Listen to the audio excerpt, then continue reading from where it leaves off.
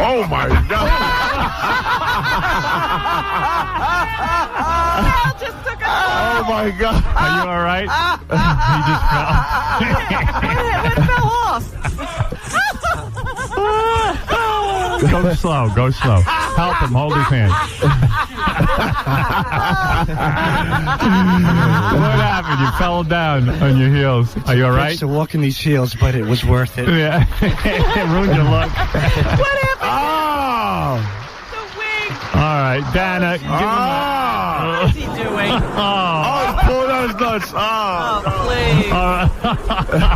I don't think that's going to help Sal. Sal's giving up, I see. No, I'm not. Nah, he's got my vote. Are you all right? You fell down. Are you okay? I'm fine. All right, let's go to Dana. Dana on a scale of, he did take a spill. Sal with the lingerie It's look. kind of like the time warp. It's very rocky hard. Yeah. It's not really drag, though. It's Sal! Oh, my God. He's pulled down his underpants. What's going on in there? Dana, just a number from 1 to 10, please. I'm going to throw up from him. a 1. A 1, and let's go to Big John. I got to give that piece of ass a 7 right there. He's hot. He is showing. He's hot. Look at you. Look at you in all your glory. All right. Be careful. He's going to fall again. Get off that runway. That was All right, we have 3 more contestants, and I need you judges to really pay attention and be fair. These guys have worked hard to look. Definitely. Let's give a big hand for them. Yes. Let's go to Isaac now. Isaac is a slight man. He might be able to pull this off. Isaac has been working all night. Pull an upset. I see a very... Oh, what a pretty girl. Jesus. You know what? I tell you how I fight with you last week. Showing his her ass. They all like to show their ass. Isaac, how did you get? What's up, guys? How'd you make this outfit work for you? I haven't been to sleep tonight. I hit up Ricky's. I actually work with Ricky, H&M, my girlfriend Susie. My roommate helped me out. Right. That's devotion. And I like Marlo that. Goodstein did my makeup. Wow, Marlo did your makeup, and you're wearing a mini skirt. You shaved your legs. You went the full. Shaved my ass. I don't think he did. I don't think he shaved his ass. You see something? Oh, he got Let the me see. toenails done. Turn around. Let me see your ass. No, you man. might have missed a few spots. But he got his toenails done. You know what? You look like a publicist. I think she's Go Mr. ahead, Goodman, Dana. how are you, baby? You know, I really liked her walk when she came out. It was very confident. Right. He does look Lizzie And I Goodman. think, yeah, and Yeah, he I does. think she looks good. Does I have a like bit of her. a belly. I was surprised. shocked at that. Yeah. The skirt's a little small. All right. Dana, give me a scale. I'm of going to 1 give to her a 10. 7. A 7, very high score. Go ahead, Big John. A goddamn 2. A 2. Why, Hey, John? look at your face. Oh, man, you just ruined it. Ditto. All right. Sorry, Let's, I love you. all right. All See, right. you should have smiled more. The smile is Yeah, you nice. should have smiled more. you Yeah, look pretty great. girl Your whole smile. appearance is like miserable. Smile, bitch. I don't like the hair. The hair It's you a don't little like? I don't like the hair. Yeah, it's a little- What don't you like about her hair? I don't know. It doesn't. Doesn't flatter him? Exactly. It's the first time in 5 years I've had hair. So. All right. He doesn't know really how to work with Would it. you stop fixing yourself? Wow. I think she'd be better. It's the only place I didn't shave. Why do all these straight guys feel compelled to show us their thing? Yeah, that's nasty. Seriously. Yeah. I don't know. Because cross-dressing is more of a thing. You guys, you took this way too serious. There's gay crap going on. All right, let's go to Yeah, Richard really. Christie, who's been working hard on his outfit. He joined our show about a year ago. Richard Christie won the a listener coming in and winning John's job. Oh, look at this outfit. Jesus Christ, I quit. Wow. It's Doris Roberts. Didn't you sing in the Titanic? What happened to you? It's Raven's mother. Notice he shaved his legs. He put a lot of... Wait a minute, John. Give me that tequila. But, you know, she has the highest heel on. Yes, She does. Jesus Christ.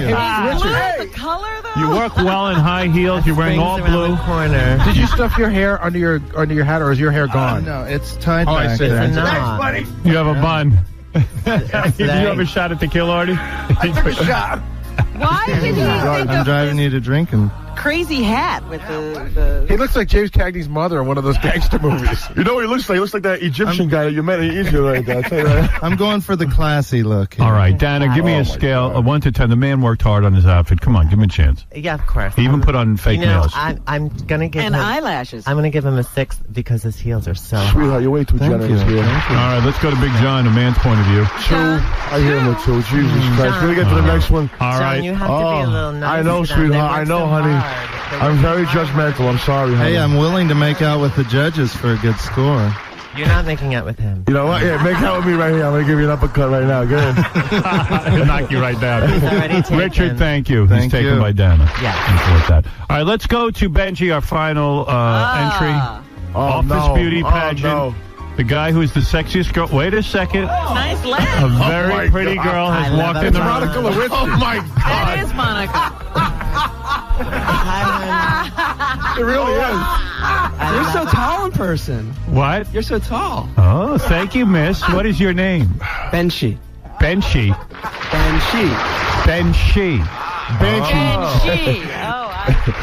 Benjy. Big You know what? John. I like her. Oh, no, Benjy. She's flirty. Banshee. Like a wild banshee. Yes, that's what you are. You're flirty. You're wild boy, you. She's blonde. I can't help it. You I know, look. that's great. You got beautiful glasses and lipstick and what? Describe Why your the outfit. glasses? My makeup was professionally done by Shannon Briggs of Minority Salon, Yes. and she's also done. He's the Kristen fox. What are you talking about, Brinkley and Shannon Tatum Briggs? O'Neal, Yes. and my outfit is from Lane Bryant. Yes, it is. For big girls. It's for large and lovely women. Right. And there's Such nothing as wrong with myself. that. Well, nothing wrong with being large. Honey, can you Janet. take your glasses Why off? I the want to see your glasses? pretty Yeah. eyes. Oh, that's the best See your part. pretty eyes. He's got blue eyes. Wow. Oh my goodness. And I just want to say that these other women are whores. And not the good kind of whores, dirty kind of whores with Really? chlamydia and worms. Oh, no. Been there, done that, Benjy. All right? Benjy, Take it off there. Benjy, you shaved your legs, you have nails, you did it all, didn't you? She Put a has lot of stockings on. yeah. She has stockings on. My girl pal shaved me for 6 hours. Wow. And still, there's more to go through. 6 hours. And I see your nails are done.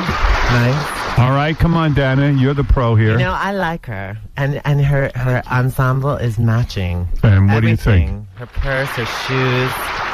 You know what? I'm going to give her a 7. 7, very high grade. And let's go. Big John, you could pull this out for Benjy. Just because he looks like Kathy Moriarty and Copland, I give him a 3. A 7 and a 3. Congratulations, Benjy. And now it's time to crown our winner. I don't think there's any doubt in anyone's mind who actually took this. Gary, it looks like Wilhelmina. Wilhelmina won by 4 points with a 14 score. The next closest was Benjy. Benjy was second. Wow. Wilhelmina, what a piece of ass. Wilhelmina, you did it. I predicted your win. Wilhelmina, I don't know if I should be happy about this or not. You won $5,000. Listen to this, $5,000, courtesy of NBC's new comedy, The Office.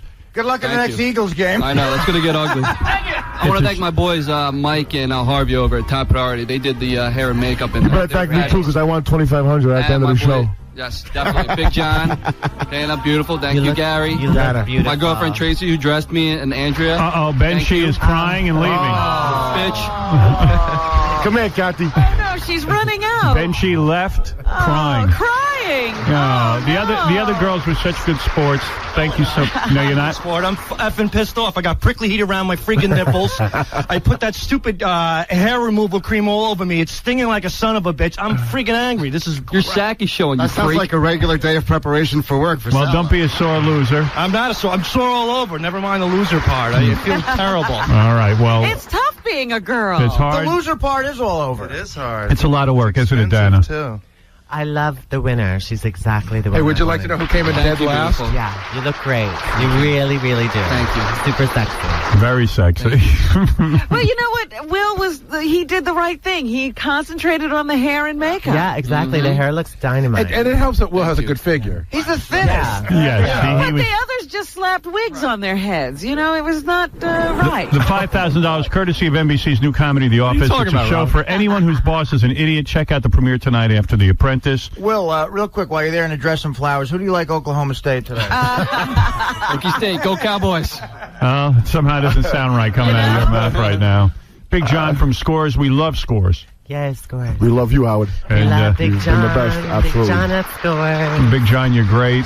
And Dana, you are beautiful as Thank ever. you. It was so good seeing you again. Good to see you after all these years. Tell your girlfriend I said hi. Oh, I certainly will. And thanks so much for having me on the show and introducing me to Big John. Big John, is there a future for you and Dana? Absolutely. The future's right now. I'm gonna get a short stay motel right now. We're gonna take care of business. All right. There you go. You're going to go to a motel with Big John. So All good right. for you, Dana. You're going to have a Love fun you, day. baby. Right. look at that. I never would have predicted that. I love Match. That's right. What is it, Zolar? What do you want to say? Yes, Zolar. Zoloft. Not there. Where did he go? Is he related to Zoloft? He went on his Zoloft. All right. Well, anyway, we're going to take a break. And, what is it, Danny? Yeah, what's up? Hey. Hey, what's up, man? What's up? What's up? I'm here. Go ahead. What's up, Harry? Danny here. What's happening, guys? I'm so sorry I picked up the phone. I was just about in a commercial. All right. We'll be back right after these words.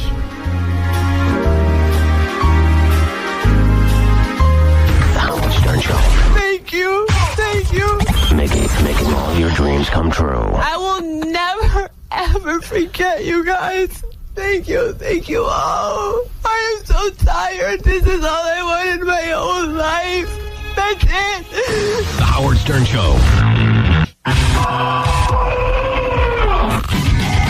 The Howard Stern Show. Hey, did anybody hear my David Letterman interview yesterday? We talked to Dave about what went down and with that kidnapping attempt. Alleged kidnap attempt. It was fascinating. Yeah. The interview.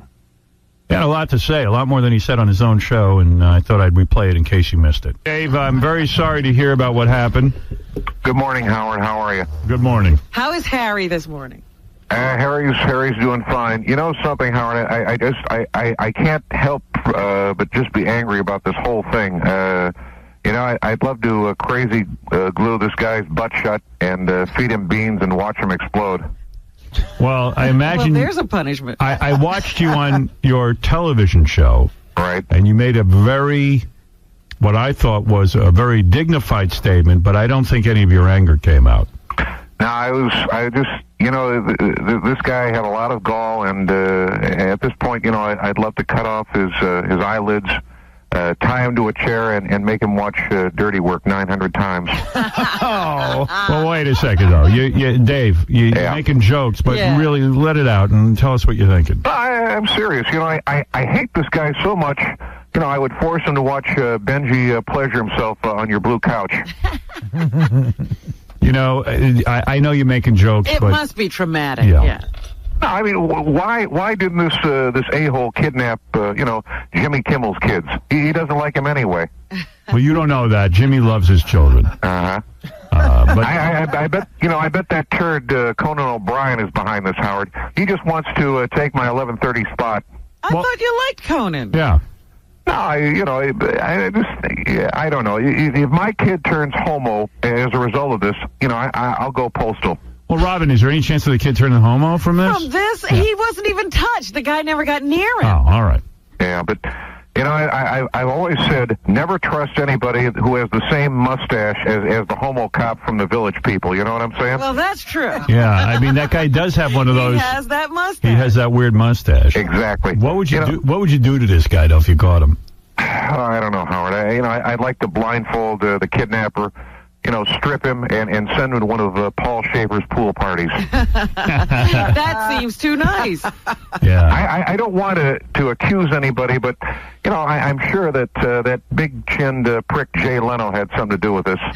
Now you're getting down to it. Now you're talking. Yeah. I didn't try to kidnap little Harry. Yeah, but, I'd like to smother that son of a bitch in barbecue sauce and send him over to Star Jones's house. Who is that, Leno or the kidnapper? Right. Both of them, I don't know. Both, right.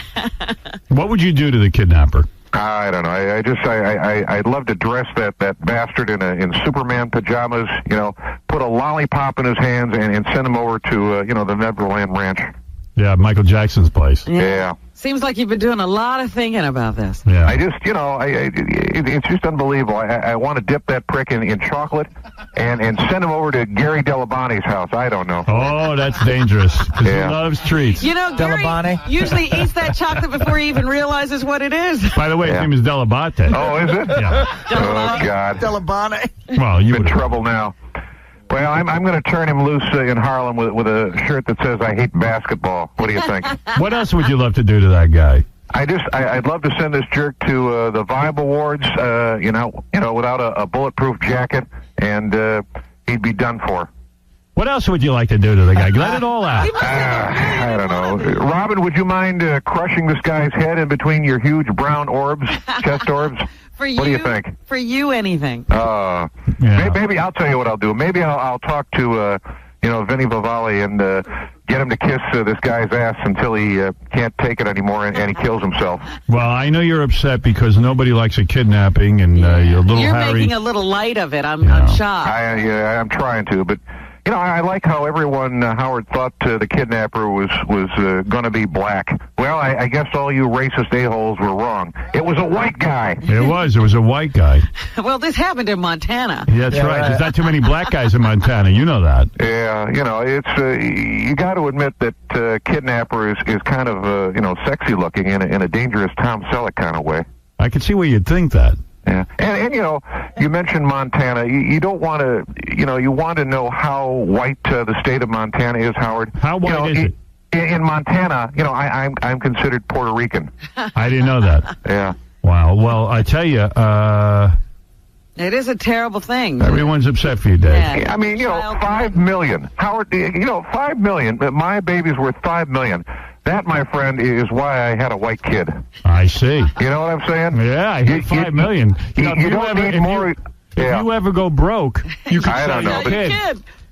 Yeah, it's I'm going to tell you something, Howard. That's it. I'm not taking any more chances. From now on, no one sees my kid, including me. That's good security. You know what I'm saying? Yeah. I don't need Maury Povich to give me a DNA test to figure this mystery out. Right. And I'm building my next dam ranch on the moon. No blacks up there yet. No offense, Robin. What the hell? The blacks didn't kidnap it her. was Or the even whites. threatened to kidnap The whites your got child. your child. Well, the way I look at it. By the way, there's no whites up there either. But Howard, just one thing, one final word, and then I got to just let this thing go before it eats me up. The way I look at it is, kids come and go, but a good painter, that's not easy to find. No, that isn't easy to find. But the guy was overcharging. Yeah, but so what? You go try and find a painter in Montana. Well, Dave, we're all sorry about what happened to you, and I know you're making jokes and trying to make light of it, but you've certainly let out some of your anger, and we're going to look into that Jay Leno thing. Yeah, I just, I should have seen it coming, Howard, because for one thing, one of the signs I should have figured this out. He drank milk from a 40-ounce bottle, and that was a problem right there. All right, thank you very much, Evil Dave Letterman. Yeah. All right. Goodbye, Dave. Bye, Dave. All right. It's my exclusive. That's right. A Howard Stern exclusive.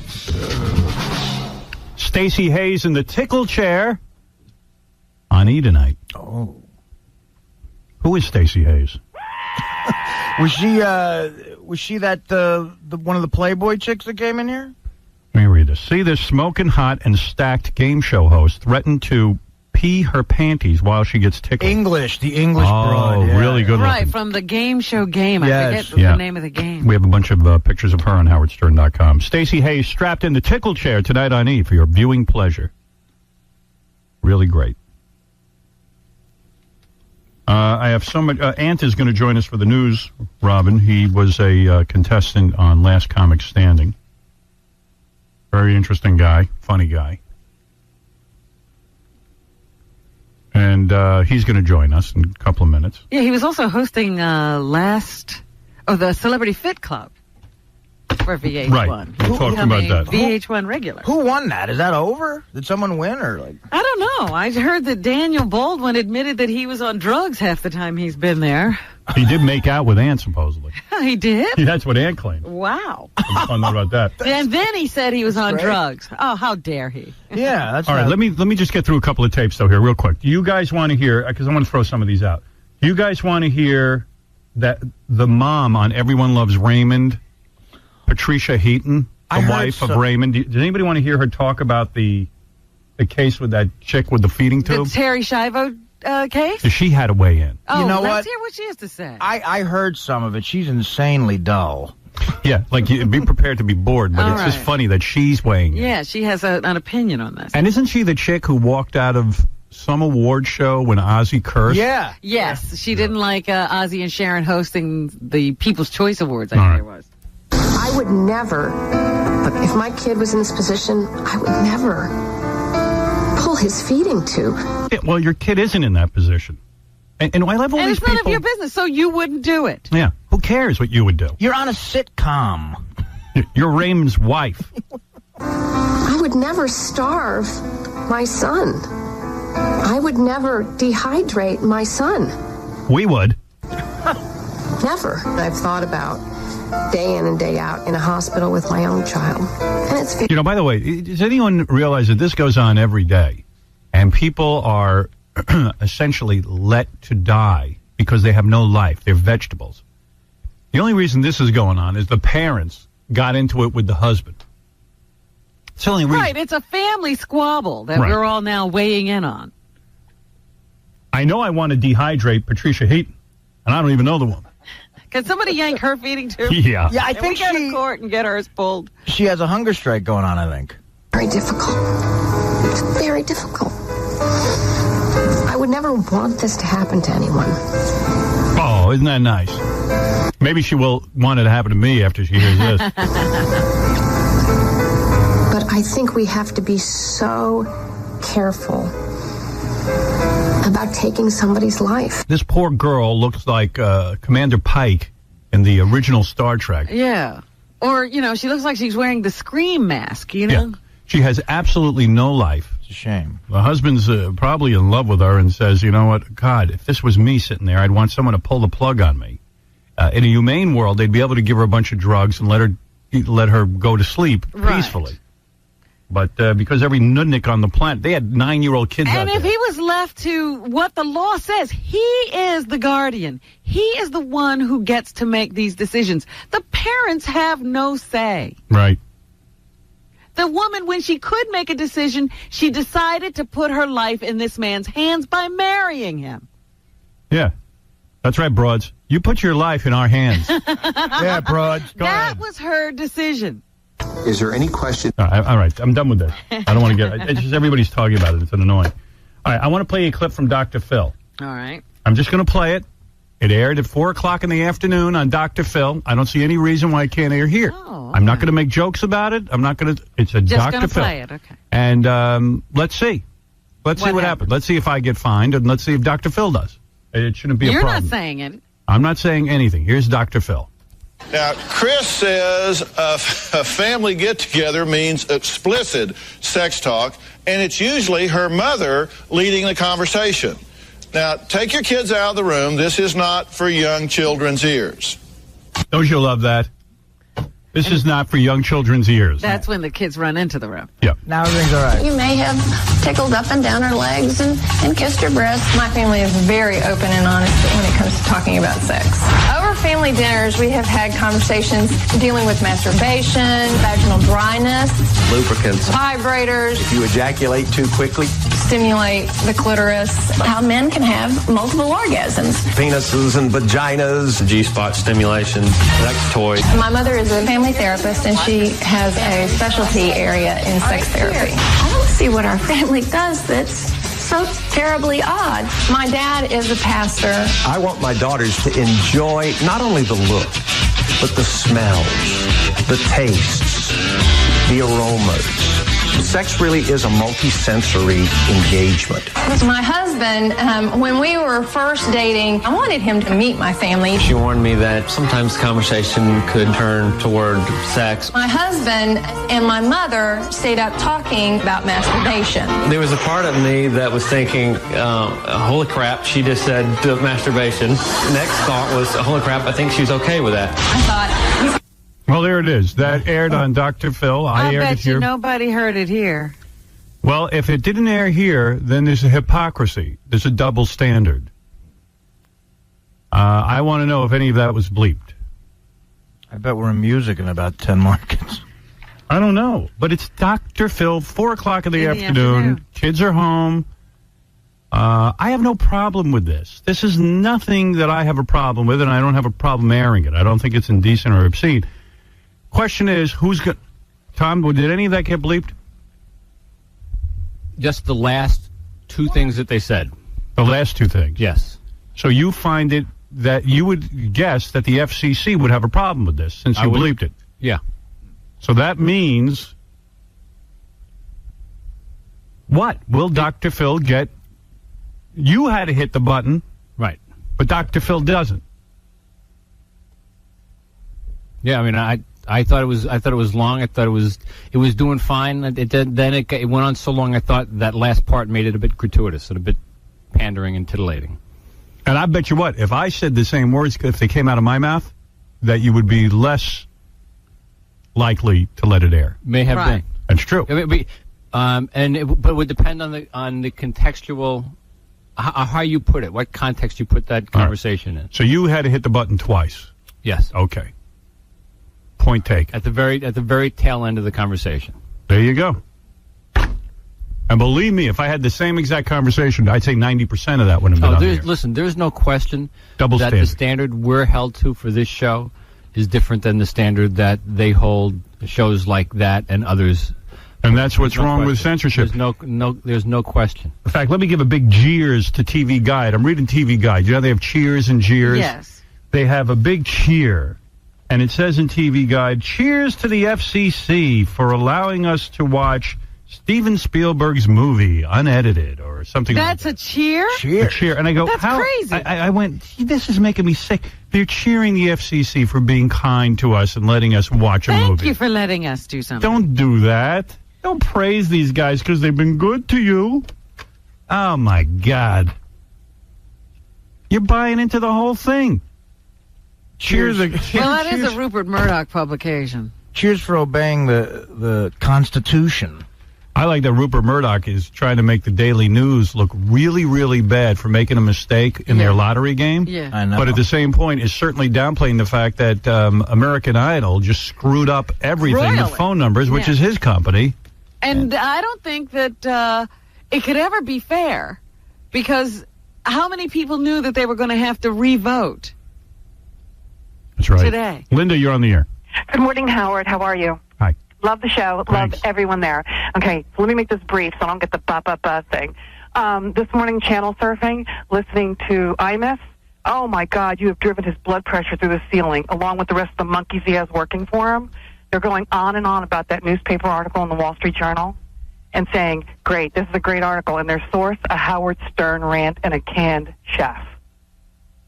Well, let me tell you something. I am no dope, and I call it the way I see it. And that ranch has to be investigated. All charities... Why should he get to just do whatever he wants to do? Because he's Imus, and he thinks that he's really got something going on. I don't know that he can actually run a charity. I don't buy it for a minute.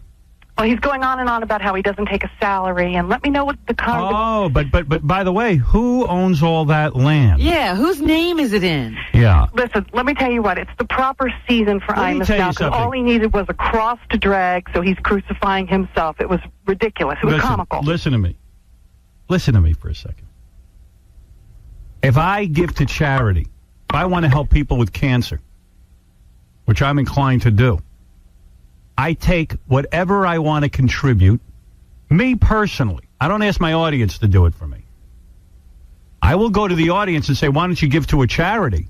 I got no problem with that. But they don't have to give it to you. But they don't have to give it to me. I in no way should somehow benefit. I know many of my listeners that are urging after 9/11 gave to 9/11 charities. And I'm proud of that. And I applaud anyone who tries to help other people out. But if for some reason I get to live on a ranch all year. What's going on? And there's Morse code being tapped out here. I'm afraid this is an Al-Qaeda agent. Jeez. That said, blow up something in America. Yes? I'm getting the message, honey. Blow up. Is it go? You get on the air and mention Imus. He'll talk for 20 minutes, and then I'll tap out the... This is a message from the New Americans. Imus is tapping your phone looking for an original idea. Well, Imus owes his whole career to me. I got to NBC 20-something years ago. The guy he had a guy working with him, Larry Kenny, and a Geraldo Santana banana. He had characters, and he'd do 2-minute bits, wouldn't open his mouth, and played music, made 16 songs an hour. And then a phenomenon hit the radio. A tornado ripped through New York, known as Howard Stern. And Schmuckhead said, uh-oh, oops. And I stripped him of every rating when I came over here. And somehow the guy still hangs on by a thread. He's the luckiest person in the world. But I don't like this charity. I don't buy it for a minute. It's the idea that he can be with the cancer kids. He knows what the cancer kids need. First of all, is a little offensive. What qualifications does he have? Yeah. And then to be running a ranch. Well, then he went on and on about all the people's lives. If I said to you, give me $2 or $3 million, and I'll buy up a bunch of land around my ranch, and I'll buy a bunch of pianos and nice things, and I'm going to have kids over for 6 weeks. I don't know. I think that should be investigated. Why not? And why not an investigation? What's to be afraid of if you're doing something honest? First off, if you're running something legit, you're not going to complain about somebody looking into it. That's the first thing. The second thing is he's claiming children are coming from Italy for the benefit of this ranch. Italy? Yeah, he said the summer session. He's talking about single mothers in New Jersey whose daughters he's changed their lives, who have cancer, and now they're competent. I'm telling you, Christ has nothing on Imus. Well, that's not everything I'm hearing. I mean, listen, I believe he should be in prison for the rest of his life, for however long he lives. Well, you got him absolutely in a snit, along with the monkeys he has working for him. Well, you know what? I would say if my audience was good enough to me to raise $2.4 million for cancer kids, I would take the $2.4 million and I would give it to the American Cancer Society. Exactly. Yeah, you have to want what? I mean, the ranch is already built. And a guy of his means, if he wants to help kids with cancer, he should invite them to his ranch and not ask anyone to pay for it. Right. What do you think of that? I think it's an idea, because that's what Mariah Carey does for underprivileged children. Absolutely. Mariah Carey is Mother Teresa compared to Imus. Exactly. And looks better. And has bigger boobs. There you go. Although I would say his sag, but they are pretty big. No, I just want it to be investigated. I'm not saying anybody did anything wrong. I just have called for a full investigation, and now it's underway. And, well, I think it's completely funny that he's just completely. I'm not kidding you. There's not a Catholic saint that has anything on this guy. He's the biggest martyr this morning. Oh, big martyr, big martyr. And Artie, I absolutely love you. Thank you. Well, you're absolutely right. Everyone loves Artie. Because and Robin is amazing. Yes, she is. Of course I am. And anyone who bitches about your show needs to shut up and turn it off. Just shut up. Absolutely. Listen, I mean, what is the big deal, quite frankly? The investigation, according to what I read in the New York Times, won't amount to a hill of beans. Right. If everything's on the up and up and they've been doing what they're supposed to do, no problem. Yeah. It's just funny that it's going on. It's great. I love that it's just funny. Awesome. So from what I understand, this is the article in the Wall Street Journal. Oh. It's on the front page with his picture. Oh, I didn't see that one. Yeah, it's by a guy named Robert Frank. That's major. Robert Frank, by the way, is a top guy. Okay, well, he blasted Robert Frank. He said, I invited him to come out. And he's no good. What kind of journalist calls the day before story? Oh, he's no good. He said, no kind of Robert journalist. Robert Frank is considered the top guy in the country, and he's no good. According to Imus. I am someone, Robert Frank, in my opinion, is the greatest journalist that ever lived. Yes. Better than, what's that guy's name? Edward R. Murrow. Well, it sounds like Imus actually met the guy and gave him an interview. I gave you an interview. You're supposed to say nice things. Oh, no. He says he complains because he said Robert Frank called him just the day before the story. He just called. He should give me 2 weeks to figure out what I want to say. He's invited him to come to the ranch to have dinner with Deirdre and Wyatt. Oh, there's a party. What's that? Oh, that could change the whole story. He called me the day before, and I couldn't think of any lies. I didn't have time to think of my lies. I couldn't hide the cash in Switzerland. Well, listen, these things have to be investigated. Well, I hope he is doing the right thing, because it is the Cancer Ranch. Well, I'll tell you what, and this is very rare for me to do. I volunteer my services to do a full investigation and assist. You'll investigate it yourself. I want to assist Elliot Spitzer. I will be his right hand on this.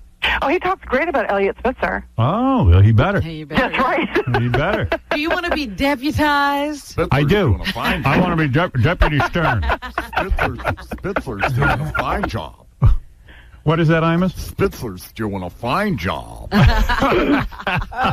Just don't audit me, please. Right. All right, I'll well. be in the next cell next to Cabby. Cabby. Him and Cabby. Hey, Cabby, what do you think of this painting? It's nice. Imus is painting, too. Hey, let's do some sculpture. Well, Ant is here. I think the rest of those guys are just pissed off. They're looking at the possibility of being out of work if Imus gets popped for anything. Yeah, that's true. And they never even got to visit the ranch. Yeah. I think that crew of no talents would be pretty much No, out of exactly. work. They're all thinking, I got to update my resume. Right. All right, baby. Later. You guys, bye. I want to thank this Sin City. They were good enough to give us a bunch of money so I could I give a bunch of money to the guys who participate in the office. The also-rans? Well, yeah, all the guys went out and bought outfits and stuff. And, Yeah, they did spend money on the contest. so they were good enough to give us a bunch of money. So you got to go see this movie, Sin City. I like the previews. I can't wait to see it. What is it? It's like all these weird, like, superhero-type people in this bad town, you know, fighting the bad guys. Well, I'll go see that. Yeah, it looks good. Anything with superhero. This is being called the movie event of the year that everyone will be talking about. Sin City in theaters Friday, April 1st. Benjy, you're still dressed like a woman. Is he working now as Benjy? And then I looked over at him and he started crying. He goes, I'll be all right. I'm okay He's now. in, you know, he's in the zone. I fasted to get ready for this, and I haven't eaten. Yeah, okay. All right. Can you drop it now and take the wig off? He's in the zone. They You know still have to do a how photo It's shoot. annoying. he's gone into the Benjy coma. The annoying part is he's rubbing his leg as he's talking to you. They still have to do a photo shoot. Okay. All right, Benjy. Ant is a comedian who took part in Last Comic Standing, among other things. Yes. And we thought we'd have him in for the news. Always fun to have a comic sit in. A gay comic. You keep bringing that up, that he's gay. It's very important to you. No, I think he is a gay comic. He is. He's a comic who happens to be gay. No, doesn't his comedy have to do with being gay? I don't know. I just feel that you're very, very... You brought it up twice, that he's gay. Well, you know, so few people are out these days. He's Nice a to white see gay someone- comic. Nice to see someone who is. Someone brave enough to step up. Where is he? He crawled back into the closet. He left. You're right, Robin. I haven't been able to show that bravery yet. But I will. I got to read you the email. We got to do the news. And what about those Robert Blake clips? Oh, whoa.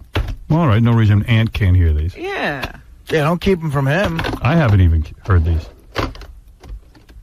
Oh, there's Ant. Hey, Ant. I watch you on TV. I've seen you on The Last Comic Standing. I've seen you on... Celebrity Fit Club. Celebrity Fit Club. How are you? Robin's very hung up on the fact that you're gay. Stop it. I'm not hung Well, my parents are too. Well, there you go. Yeah. What can you do?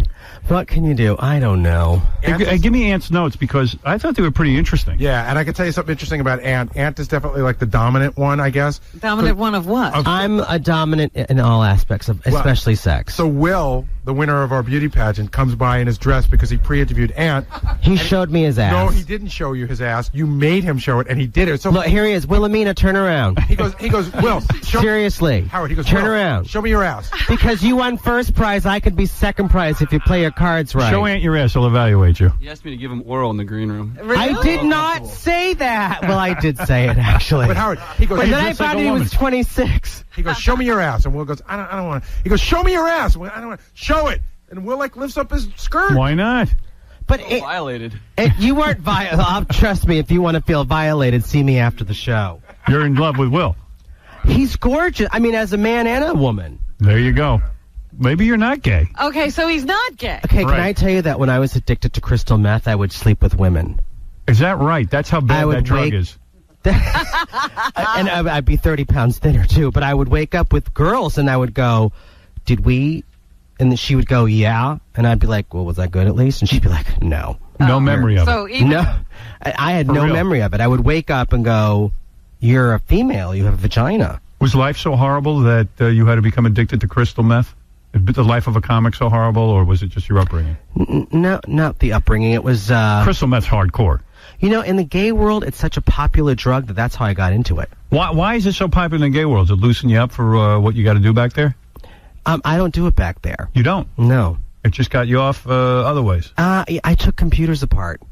When you were on It crystal meth. totally made me think like I was Einstein. Wow. And in my garage right now, Howard, I really have like 40 computers that I could not put back together that I need to donate to a charity. You'd be so hopped up you thought you were a genius. I really would. And I would call Sprint operators and just talk to them for hours about ones and zeros. Why not do it back there, though? You're on crystal meth. I mean, you're with women. I mean, anything goes if you're that high. Me either. For me, yes. Does it really? Very much so. What do you mean you claim Daniel Baldwin tongue kissed you when you first... I'm not claiming it. You saw like when I first met Daniel, you know, I'm the host of Celebrity Fit Club. He was one of the fat stars. Were you shocked? Well, yeah, and the only reason I kissed back was because it was the closest to Alec I was ever going to get. And he put his tongue in your mouth? Put his tongue in my mouth, and I'm like... wow, that's hardcore. Yeah, and then he says he's straight, and then 1 minute he talks about being born again, the next minute he talks about how large his penis is. Is he a good kisser?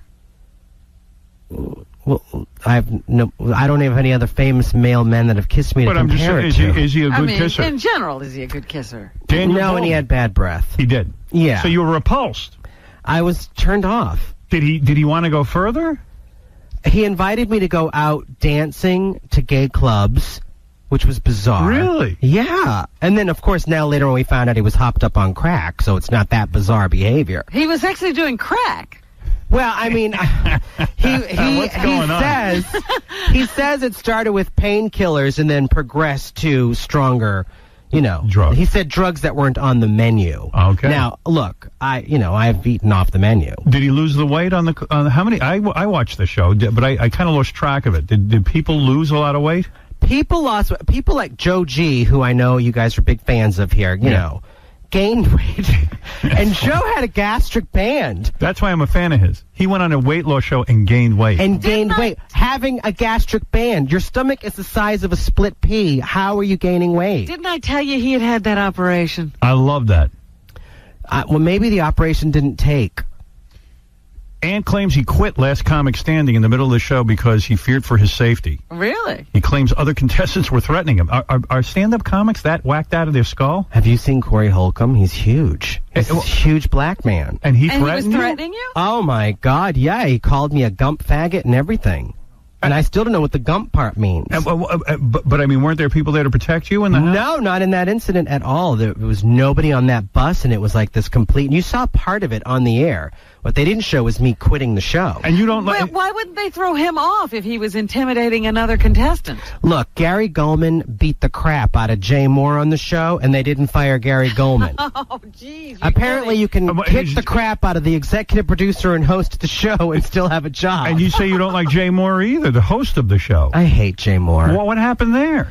You know what? He was just really inappropriate with people and the things he said, and he just claimed to be, friends of the comics, and, really... And you didn't feel like he was being your friend? Not at all. Right. Not at all. And then you find out he was screwing, the stripper comedian. Which is unethical in a contest. Absolutely. Cheats on his wife, but then his wife calls the stripper and sleeps with her. And Jay finds out, and now they're having a divorce. Is that really Hold true? on, I brought you something. I know that there's something going on in that marriage. It was in the tabloids. I brought it for you, Howard. Here. Oh, it's actually in the tabloids. Oh, you're not just making claims. No, I'm not making claims. And the reporter is, look, she's got a byline. It's a very crazy thing, that Last Comic Standing, what you're saying. You know what? The network was above board with everything, I will say that. Like, NBC did everything in their power to make it fair. There was a lot of rumors, people saying it was rigged. It was not rigged. I can tell you that personally because I was part of season 1, 2, and 3. Right.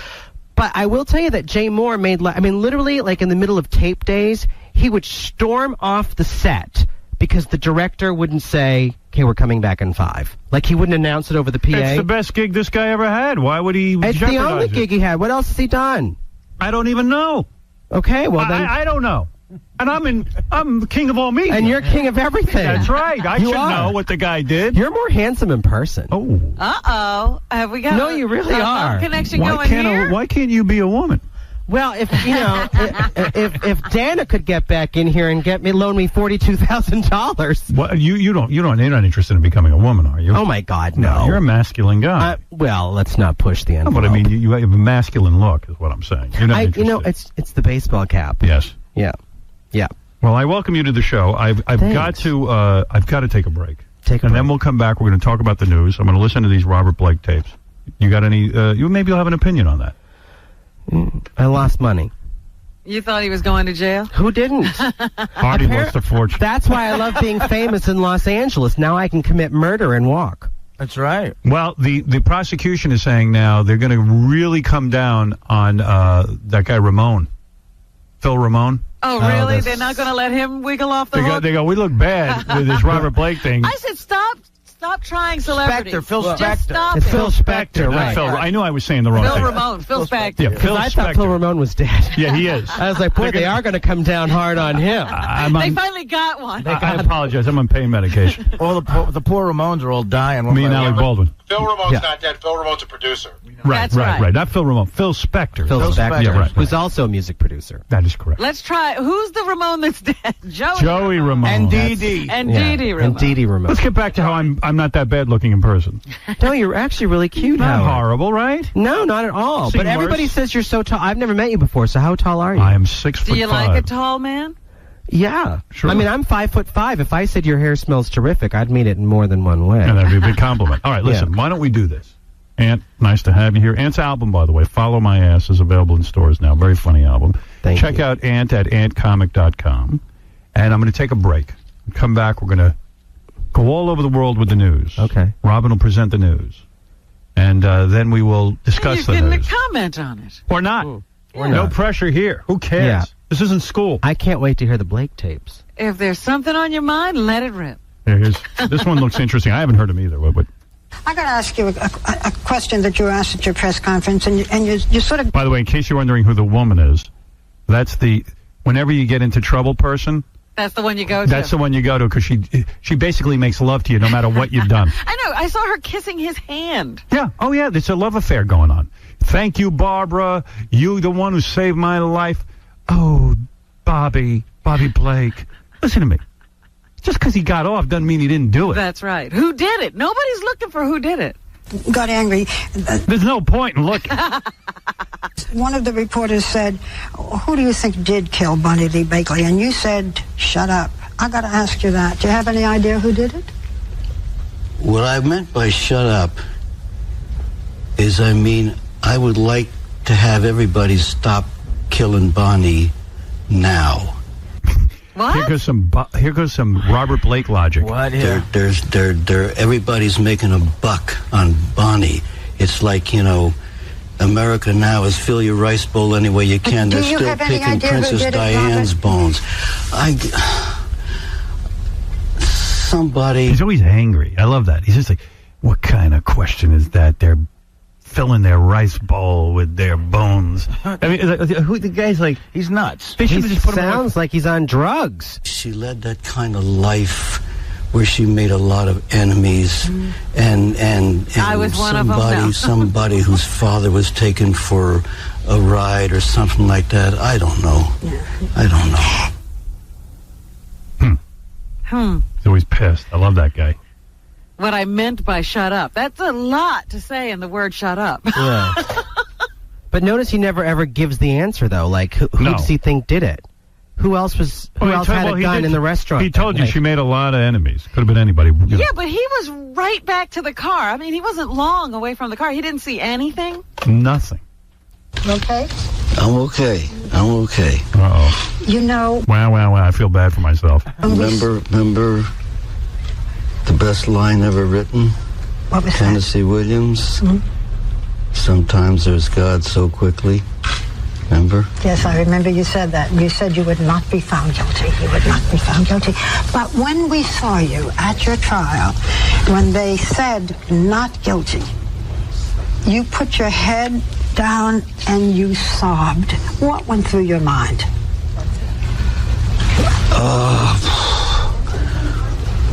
That I was going to have to live again. I've spent the last 3 or 4 years just living long enough to die. I mean, I figured if I was going to Folsom, I didn't want to spend more than 6 months there, so I was planning on, I don't know, I was going to bump myself off. See, he's legitimately nuts. That's why I like him. He's not faking it. No. You know, it sounds like to me he just decided I'll do everything. I'll do heroin. I'll smoke. You know, I don't want to live more He's than making 6 up for months. lost. You know what went through my mind? I just lost $2,500. They said another one free. Couldn't believe it. I literally lost $2,500 because this was the surest thing. Right. After OJ, nobody else was supposed to get off. That's what I'm saying. You can be famous in L.A. and commit murder now. We should just literally make it a law. Well, for the record, the man is found innocent. Not guilty. Not innocent. Right. Not guilty. That's what everyone's saying. He's not guilty. What's the difference? The difference is they didn't prove their case, according to the jury. The difference is they don't think necessarily that he didn't do it, but the prosecution didn't prove their case. But now, does double jeopardy mean he can literally come out and go, okay, I told you I really killed her, and nothing will happen to him? Nothing will happen. He can say... Would you all just die if he did that? That would be the best. You see, then he'd be really crazy. If he came out and said, listen, I did it. F you. Screw you. Screw you. But you see, there's a civil case. Right. So he will never say that. Yeah, unfortunately. No.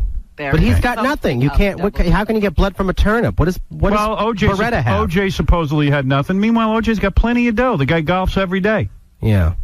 This whole rap about how guys have no money and then all of a sudden they don't work and they by live. the way, his nothing is so much more than the Blakely family nothing. You know, that his nothing still could pay them a lot. Yeah. Right. But I don't know. Listen, what am I going to tell you?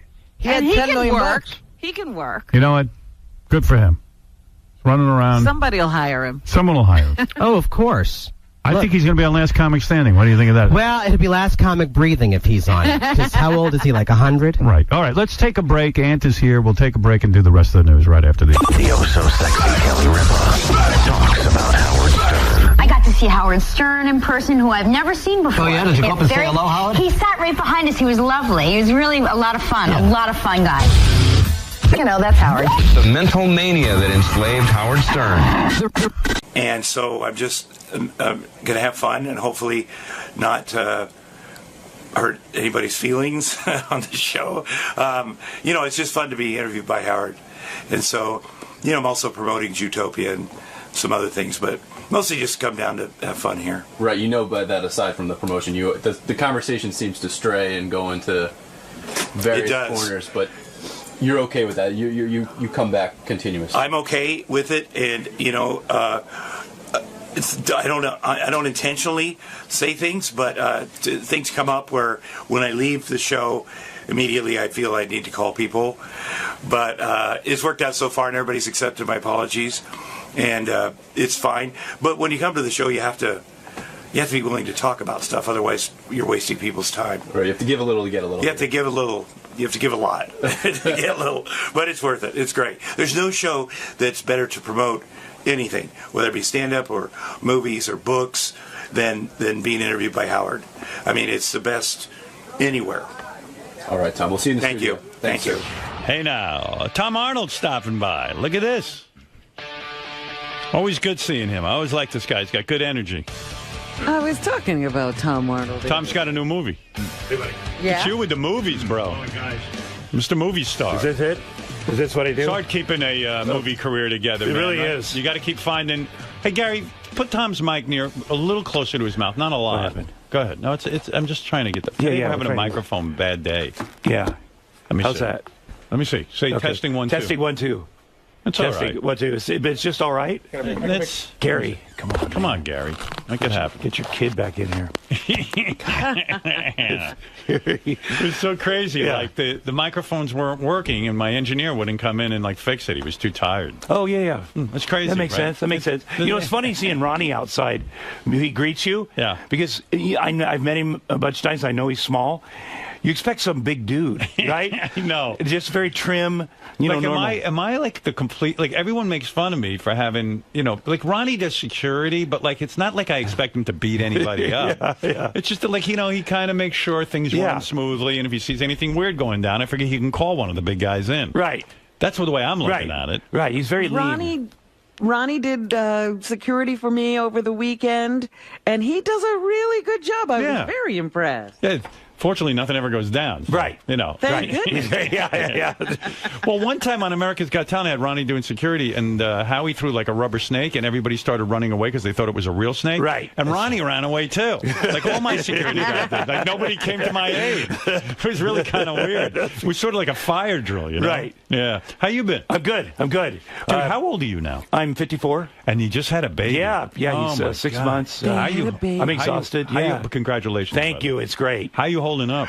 I can't feel old because I got a kid. Yeah. So since he's been born, I've lost over 50 pounds just by going, I can't die this year. I'll give you a couple more. But it's great. We're doing sleep training, so mostly Ashley has to do it. But you wanted a kid for so long. I remember back in the Roseanne days, I know. you wanted a kid. You were I did. trying, yeah. But in a way, thank God. You didn't definitely. have one with Roseanne, because you guys would be locked forever. It would be horrible. It would be horrible. No offense to her, but it would be horrible. Right, because the two of you disagree on everything. Well, and especially then, during the divorce, if we'd had a kid, God knows what would have been said about me and the kid, and because everything was said.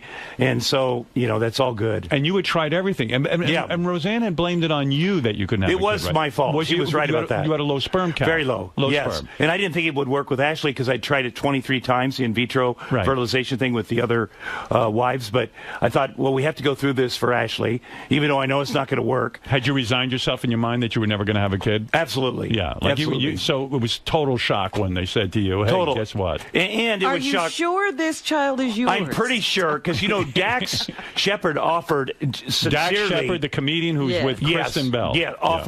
Came over one night and said, listen, I want to do this for you. Kristen says it's okay. You could have my sperm. And I said, that's, the nicest thing anyone's ever said to me. And then I ran that by Ashley, and she's like, let's try one more time. Right. Because that could be weird.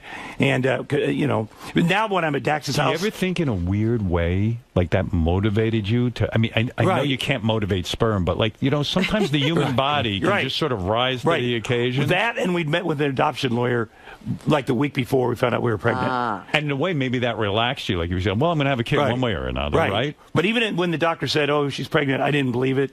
And all the appointments, and you see the heartbeat, I was like, this is going to go sideways, because it did a couple times. Right. So I never, until she had the C-section, and I got to watch the baby coming out of her stomach, I didn't believe it.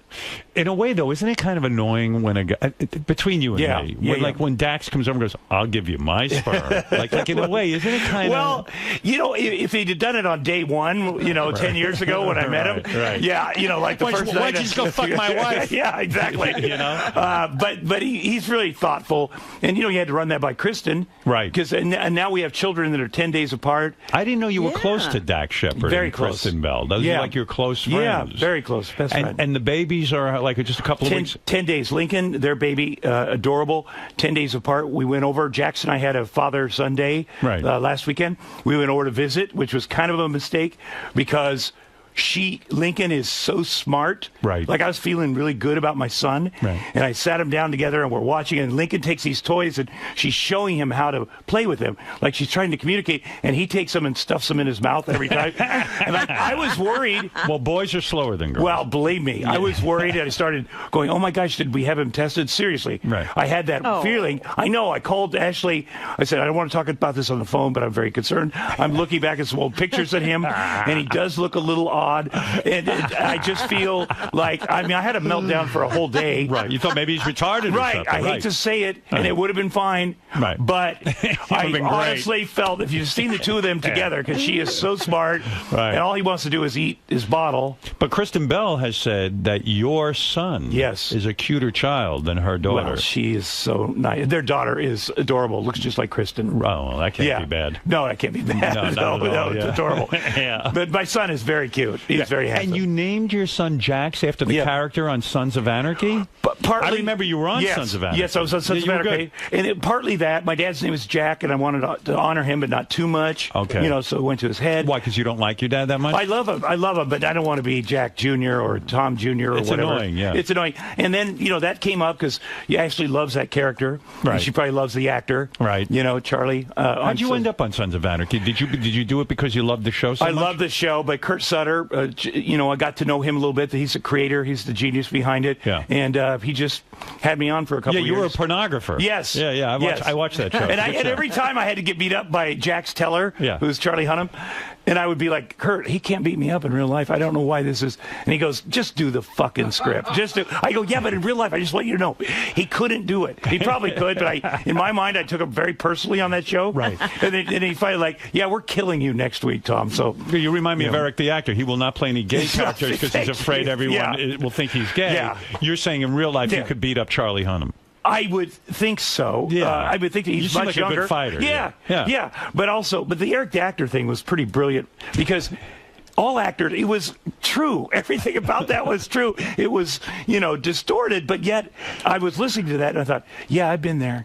Yeah. I've been, in the competition and the sadness and the rejection. And do you get close to the guys on Sons of Anarchy when you're on the show? I did. I knew some before from movies and stuff. I feel bad for this Charlie Hunnam guy. Yes, the guy who he's great. Plays Jax. Yes. He was chosen to be in 50 Shades of Grey. Yes. And he just backed out. He did this weekend. Because I think he felt that so many fans were against him being this lead character in 50 Shades of Grey that he said, what do I need this aggravation for? That he actually kind of got himself forced out of the role. Right. Yeah. Did you ever talk to him about that? No, but I think I was excited he was doing it because then I would actually watch 50 Shades of Grey. Right. Because he's such an interesting choice. Yeah. But I think, Sons of Anarchy isn't going to be on forever. Right. Maybe another year after this or whatever. And so he's got to do something else. Right. But I think it just became so much. And I know he's naked in the movie a lot. Right. And maybe that's what would bug me if I had to take my shirt off. Oh, shirt off. But he's in shape, this kid. That's true. Yeah. It's true. I mean, if I had to take my shirt off, it'd be embarrassing. No, but it's good. But it's good. Yeah, he definitely, I bet he felt pressure. And he had to have bodyguards all of a sudden. And he likes to just live. Really? The thing, you and Dak Shepard, because you're becoming fathers at the same time and you're close friends. Yes. You both shared the same OBGYN, the same gynecologist. She's so smoking hot. She's so good, too, I just want to say. Right. Very professional. And you guys would take pictures surreptitiously of your gynecologist? Well, when we had to go to a lot of appointments and had to go with our wives, so he would send me, this is bad. Okay. Did she know this was going No, on? I hope not. I hope not. Like they're taking a video, you're supposed to be of the screen and the wife, and the video would be going down her. I know it's very inappropriate and sexist and horrible, but then he would send it to me, and then, and then we found out Jason Dumel, he was going to her, so we were bummed that she would like him more than us because he's super hot. Yeah. Right. Well, so in other words, it's just so attractive, this gynecologist, that she's so beautiful and put together and so professional. There's a lot about her that's great, and she's a great gynecologist. So while she's examining your wife, you could take pictures of her buttocks. Well, that happened. I don't want Dr. Hakaka. That's her name. And it's a great name. But she's like the best in the world. Right. I don't want to seem. My wife was very pissed off. Let's put it that way. That you and Dax were taking... very pissed off. Yes. I imagine so. That's so. You guys are there because it's a beautiful time between you and your wife. Yes. The baby is coming into the world soon, and you guys are taking pictures of the gynecologist's ass. Right. Oh my God. And she's just very smartly put together too. We took her whole outfit. Right. Like one day she wore these boots that go all the way up to the knee, and I thought, well, that's a great look. It's very, Oh yeah. So you captured it. Yeah, I captured that. And I understand you are still seeing the gynecologist even after your wife is not. I wish. Yeah. She's so good. She's so beautiful and whatever. That's so is she the gynecologist to the stars? I mean, she does a lot of people. I think she does a lot of people, but she does because she's not like they wanted a moil to come in to do my son's circumcision. Ashley did, and I didn't want anybody else in the hospital that had germs and the idea of this old moil that's whatever he's pretty. But I had her do it. Dr. Hakaka did it? So she's the first person that touched my son's penis, which is all, it's all downhill from here. But I wanted to take a picture of her for his sake later in life when I go, hey, as a matter of fact, look at this. What did Dr. Hakaka wear during the circumcision? Did she wear? Everything she has is like fitted. Right. So even her hospital stuff is like fitted. Right. So it's beautiful. So I go, I'm very attentive when she's around. I went in for the circumcision. Right. Normally I would miss that. But she's so loving too. And she's just a wonderful woman. You have a crush on Dr. Hakaka. Well, of course. Yeah. Of course. And her husband is super smoking hot too. Of course he is. She's married. He's hot too. Wow. Well, okay. Well, very good. I mean, it's just incredible. And you say you lost 50 pounds. I did. Because you really have to worry about your health now. I mean, God forbid. I mean, you got a young child at home. Right. And you are the role model, right? Right. You're the male role model, I assume. I hope so. Yeah, absolutely. And you want to be around. That's the whole point. I want to be around. And it's not hard. It's just that I was such a glutton before. I just eat normal-sized meals. meals. We have a lady that brings over some food. Right. And it's been easy. People don't understand that concept. If you cut down your portions, right? You know, I dropped 22 pounds myself. You look good. Thank you, and as you do too. And so, I like how we're blowing smoke up each other. No, but seriously, we both look horrible. Anyway, generally, we look horrible. Right. Now we look a little better. But what I'm saying is, people don't realize, because someone said to me, "How'd you do it? How'd you do it?" Right. I said, "Listen, I just ate a normal breakfast." Right. Sort of like a spa lunch. You know what I mean? Like Right. Some vegetables and some fish. And then for dinner, I eat whatever I want. Right. But, nothing crazy. Right. A portion. A portion. Right, exactly. Nobody gets that. Exactly. Right. And the weight will come off. One plate. Before I would eat 2 plates. Right. Load them all up. Me too. Get ready to go through there. But also, I think that bread was my thing. So just eliminating that. And I know you don't drink, but if you have 2 or 3 glasses of wine, right, you're going to pack on the pounds. It turns to sugar. That's right. I have one glass. If that. Right. Exactly. All right, Mr. Teetotaler. I mean, exactly. don't come down to me. I don't need rehab. Exactly. Maybe 3 times I wish a week. you did. That would be hilarious. What, if I was in rehab? Yeah, wouldn't that be great? I heard a story about you with rehab that you got to confirm or deny. Okay. The story was that you I guess you were in some sort of chain letter, not chain letter, but an email with a lot of people that signed on to this group email. Right. Okay. And I don't know, you got mad in the email. Yes. And you lost your cool and you called somebody a fag. Right. And Elton John's husband was in the chain. And Elton John. And Elton John as well. And in the email where you called this guy a fag. They saw it, and they got so upset with you, and they were going to kick your ass. Yes, they were. They were. Yeah. And so, do you think you could kick their asses? No, there's no way they can kick my ass. I mean, here's the whole story. All right. Okay, Kevin Zegers, a young actor, very good friend of mine. Right. We met making Gardens of the Night. He's a brilliant young actor. What really movie were you making? Guy. Gardens of the Night. Yeah, we played pedophiles. He was my younger pedophile. Right. We got very close, and we also are in this new movie called The Something of Something. Anyway, it's great. You don't know the name of Downers Grove. Oh. The Curse of Downers Grove, which comes out this year. It's very, very good. Okay. Brent Ellis Easton or Easton Ellis wrote it. And anyway, so did you read the script? I did. Well, no, not really, but it's great. Kevin's one of the best young actors are. Anyway, I'd been in rehab. I had all these surgeries, but because of the surgeries, I was still on medication. This is in January of 2011. So really, I owe Elton John and his husband, David. Is it David Guest? David Guest. David I don't know. David Guest. Furness? Yeah. That's it. David Furnish. Yeah. David Guest was Liza Minnelli's husband. They're different guys. Oh, okay. I just realized that. Anyway, now he's probably super pissed now. Okay. I don't even know his name. So go ahead. I'd been to rehab, but I still had to take medication because I had this open thing they were going to do surgery on, and I was funky. And I just got back from Hawaii, and I had to take sleepy pills. I had whatever, and I was funky. And so I'm on the internet, and it's Kevin Zegers. Somebody says we're planning a birthday party for Kevin. Do you want to be involved? I'm like, hell yes. And then we're back and forth on the internet. All of a sudden, Kevin comes on and says, listen, I love you, man. Like, very seriously, sincere. And I just wrote back, fag, in big letters, which I know is inappropriate. Right. But I apparently hit send all, or reply all. And the next thing I know, Elton John's husband is like, I'm going to kick your fucking ass, you fucking fat, sweaty motherfucker. I'm coming over there. And I'm like, well, fat, fuck. Sweaty. First of all, who the fuck are you? Right. And shut the fuck up. Anyway, my wife realizes this is going on. This is the middle of the night, by the way. Right. She comes down and she's like, oh my God, that's Elton John's fucking husband, and you're going to fight him? I go, fucking yes, I'm going to fight him. Oh, she goes, you said fag. I said, I didn't say fag to him. I know it's inappropriate. I'll never say fag again. But now, seriously, I have to fight this guy.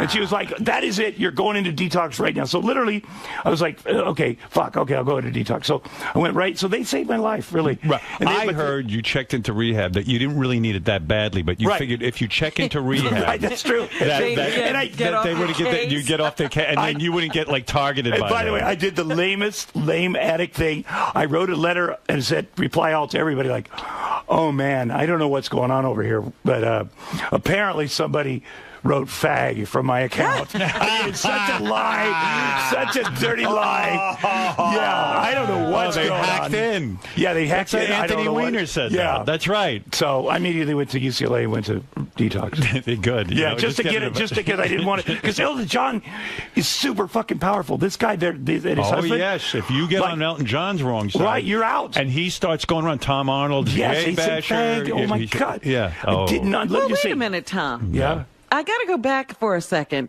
You had the ileostomy. Yes. And you got messed up on drugs again? Well, while you were recovering? Yes, after when they went to seal me up, after I'd been on the wound vac, I had this open wound that had to heal. They took down the ileostomy. I got MRSA in the hospital. So they had to open up this big, what the hell is MRSA? MRSA is a horrible staph. Infection. A strep infection. A staph infection. Staph. Yeah, it's bad. Yeah. It's bad. It's come back since. I had it this summer and they had to cut it, but everything's fine. Oh, it's fine. A lot of football players are getting it now, so it's very popular. You're falling apart, for God's sake. Yeah, exactly. You really are. Exactly. So, did you bring your son, your new son? Yes. To Arnold. Arnold Schwarzenegger is still your best friend, right? He came to the hospital on day one. Oh, no kidding. He is so good with the baby. He's so loving. You can tell he wants one, and he just loves them. Right. And then didn't he just have one with the maid? But I think it was that like one he didn't really spend that much time with. Well, you don't know. You don't know that. I promise you, whatever he's doing is the right thing. Right. And so first of all, Ashley would never leave me alone with the baby. She gave me 2 hours one day. I'm with the baby. I'm watching his crib. I'm doing everything right. He's crying, but he's sort of frustrated. Right. Like his arms are up, like I'm frustrated with the world. And I just watched. I wanted to take it in. My son is frustrated. I get that. I'm taking it in, and all of a sudden I hear, "Pick him up." And I'm like, who the fuck is talking to me? She's like, "Pick him up." I go, "Where are you? Why? How do you see me?" She goes, "I'm watching the baby monitor. I'm at Neiman's. I pick him up." I go, "Why though?" So she's watching me in my house so she's all afraid, the time. She's afraid to leave you alone with She was. Yeah, because you're not the best with kids. At first, I got very nervous. Right. And I would sweat. I would get nervous at night doing the night stuff, and she'd have to come down to towel me down. Right. But now I'm very calm. So 2 weekends ago, I talked her into leaving the house for a weekend, which first time she's been away. Wow. She went down to Laguna, to the Montage, and I got the first trip we went over to Arnold's. Right. I packed him up. I did all the stuff. I got Put him in the car seat. Call Arnold. I'm coming over. He goes, "Come over." It had to be quick. And we pull up, and it's a bunch of bodybuilders are there that day. They're always there. A bunch of bodybuilders. At his house? Yeah, they hang around. They're in the front yard, which is unusual, with Rolf Mueller, who's about 6'8", 350, one of the biggest men in the world. Young bodybuilders. Younger than him. They all hang out with Arnold. Yeah, and they wear Speedo underwear. Not even Speedos. Yeah. But that's what they do. So wait, you ring the bell. You're there with your kid. Gate, yeah. You ring the gate. And then when you go into the house, it's just a bunch of almost naked guys. They're actually outside, and they lead me in. Yeah. Yeah. And they're all pumping iron? They're pumping iron, and they're doing stuff. They're smoking stogies in their underwear. Yeah. It's so fucking weird. Don't you think that's the... I mean... You know that's a weird scene. It's weird. That's a weird scene. It's a weird scene, but then I thought, well, maybe it's me that's weird. But Jax loved it. Jax loves it. Jax doesn't know what, hey, it's a bunch of guys in diapers. Just like me. Oh my God, it's the weird. Every time you go to Arnold's, it's so fucking weird. There was no women, but one guy, Greg Dunn, wears an apron, like he serves Arnold, like he waits on him, and Arnold says it looks more official if he wears it. Like he's not fucking with him, like he's serious. What is going on over there? I think he's just trying to live the life. That's what they do. The life of what? Of a bodybuilder? King? Of a king.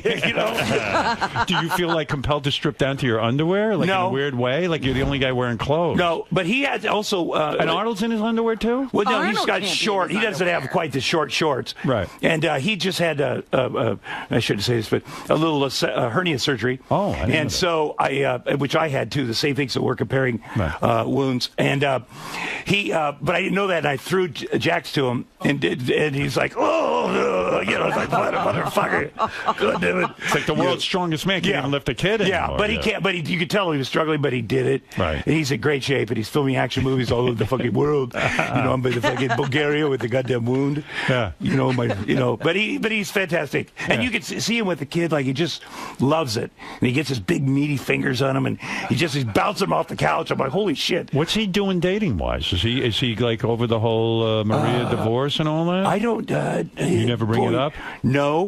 No, but we had a fundraiser. Well, oh my this God! is a guy who couldn't keep his hands off the maid. He needed it. Well, I don't know if his hands were. So on wait, him. you had a fundraiser? You were saying yeah, very nice for his after-school programs, the after-school all-stars, and we're doing this thing where we both get up on the mic, and it's people have paid like $30,000 to play poker in his house, like businessmen, rich dudes. This is for charity. Yeah, it's for charity. It's all official, and then we start going back and forth in front of people, and he, fucking, this is the man that boned Roseanne, And I'm like, what the fuck? fuck are you talking about? And Maria's pictures, like there's an Andy Warhol, right the fucking, she's like staring at us right in your I don't have my goddamn ex-wife's pictures all over my fucking house, weirdo. That is weird.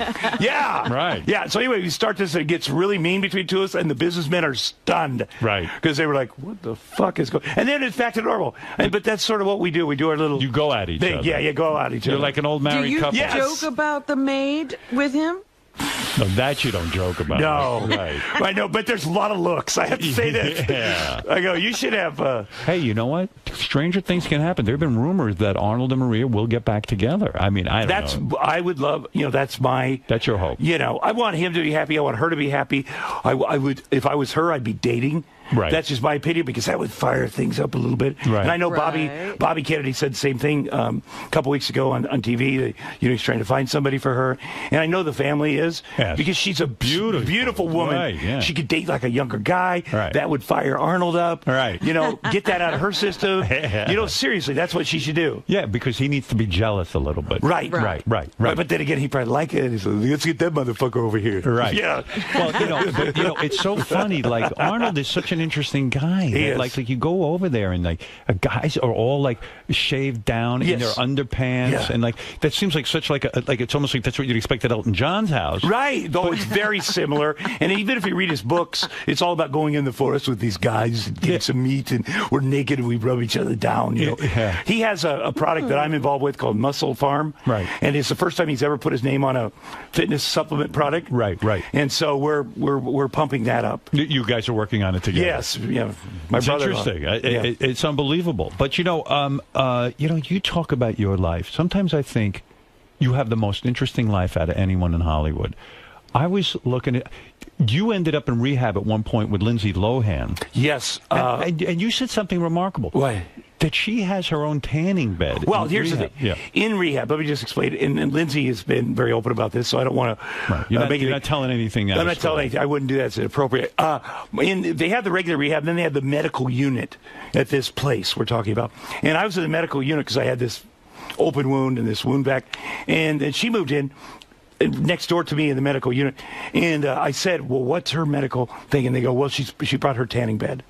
So she had to be hooked up to the special electricity. Jesus. That's for real. Oh, my Why? goodness. Why would they allow that in this is in the rehab? Yes. It's in a real, legitimate rehab. But I thought like going into rehab. I don't know anything about rehab. But I don't know the process by how someone gets sober. Yes. But like it would seem to me that you're supposed to be humble in there and not worry about your personal appearance all that much. Like the best thing for her would be to get out of the fucking tanning bed for a few weeks. I think it's the idea of getting. Sometimes you got to get people in there. Right. And I noticed that they were sort of breaking. They're doing that with me too. Right. Getting me out of my room, getting me to go to the meetings. I was very ashamed because at the time I had a colostomy bag and this wound vac machine attached to me. You don't but feel eventually like being I got around out. people. Yeah, you don't want to be around people, and you don't want to go to the groups and everything. But I saw her start going and participating, and then her fucking dad showed up there out by the gate and was protesting. And she's in the middle of doing great work on herself, trying to get and her crazy fucking dad is down by the gate. Right. So, it's just so weird. Yeah. You must have seen it all, man. Yes. It's unbelievable. Yes. But the tanning bed is. You've got several books. She's in not you, taking. right? Yeah. You got to write the book. I got to write another book. You got to write another book. You got to write another 5 books. Yes. But I mean, it is crazy how everything happens around you. Right. Yeah. Like you're there. Yeah. She didn't really have a tan either. Right. She's sort of light skinned. I know that's what I thought was weird. Yeah. Like I've seen her in pictures. She didn't look all that tan. No. What the fuck could that be? I don't know. And what does it cost to bring a tanning bed into a hospital? That's true. But she brought it from home, so it's something that travels with her. It's her Pretty bed. crazy. So you're doing a new movie. Yes, I did. That's what you're promoting. Yes. You got this movie called Jewtopia. Yes. Which sounds very anti-Semitic. That's what the reviewers say. Yeah. Oh, they do? The critics. The critics have said it's anti-Semitic. Yes, but let me just say, they're not Jewish. Right. So, no, it's fun. It's about Jewish women, I think, a lot. Yeah. And it was an off-Broadway play. I like when you review your own movie and you go, I think it's about. No. Yeah, don't you I have know? my notes Have you here. seen the movie? I have seen. I did watch it. Why do you have to have notes about the movie? Well, because I want to tell you the history. It's an off-Broadway play, the longest-running one ever. Okay. That these guys, Brian Fogel and this other guy named Sam Wolfson, they created it. Brian directs it. It's great. It's got a great cast of white. I'm in it a little bit. Yeah. Cameron Manheim and I are parents to Jamie Lynn Sigler. Cameron Manheim plays your wife. Yes. So do you make love to her? I mean, I suppose off camera, but not on. But not on. I would. I would you know pay what? to see that. I find her very.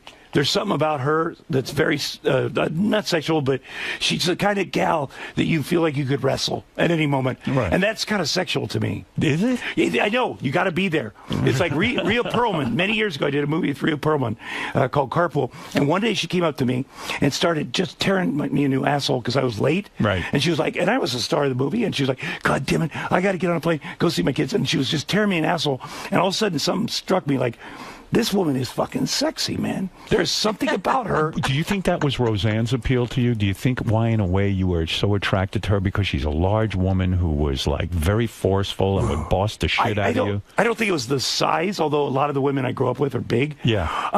Her confidence. The fact she would boss the shit out of anybody. It's not just me. Right. And she had total confidence in her body. Like, she was at the Miss Universe pageant performing, like, in the 80s. Yeah. And she came out on stage with a bikini on.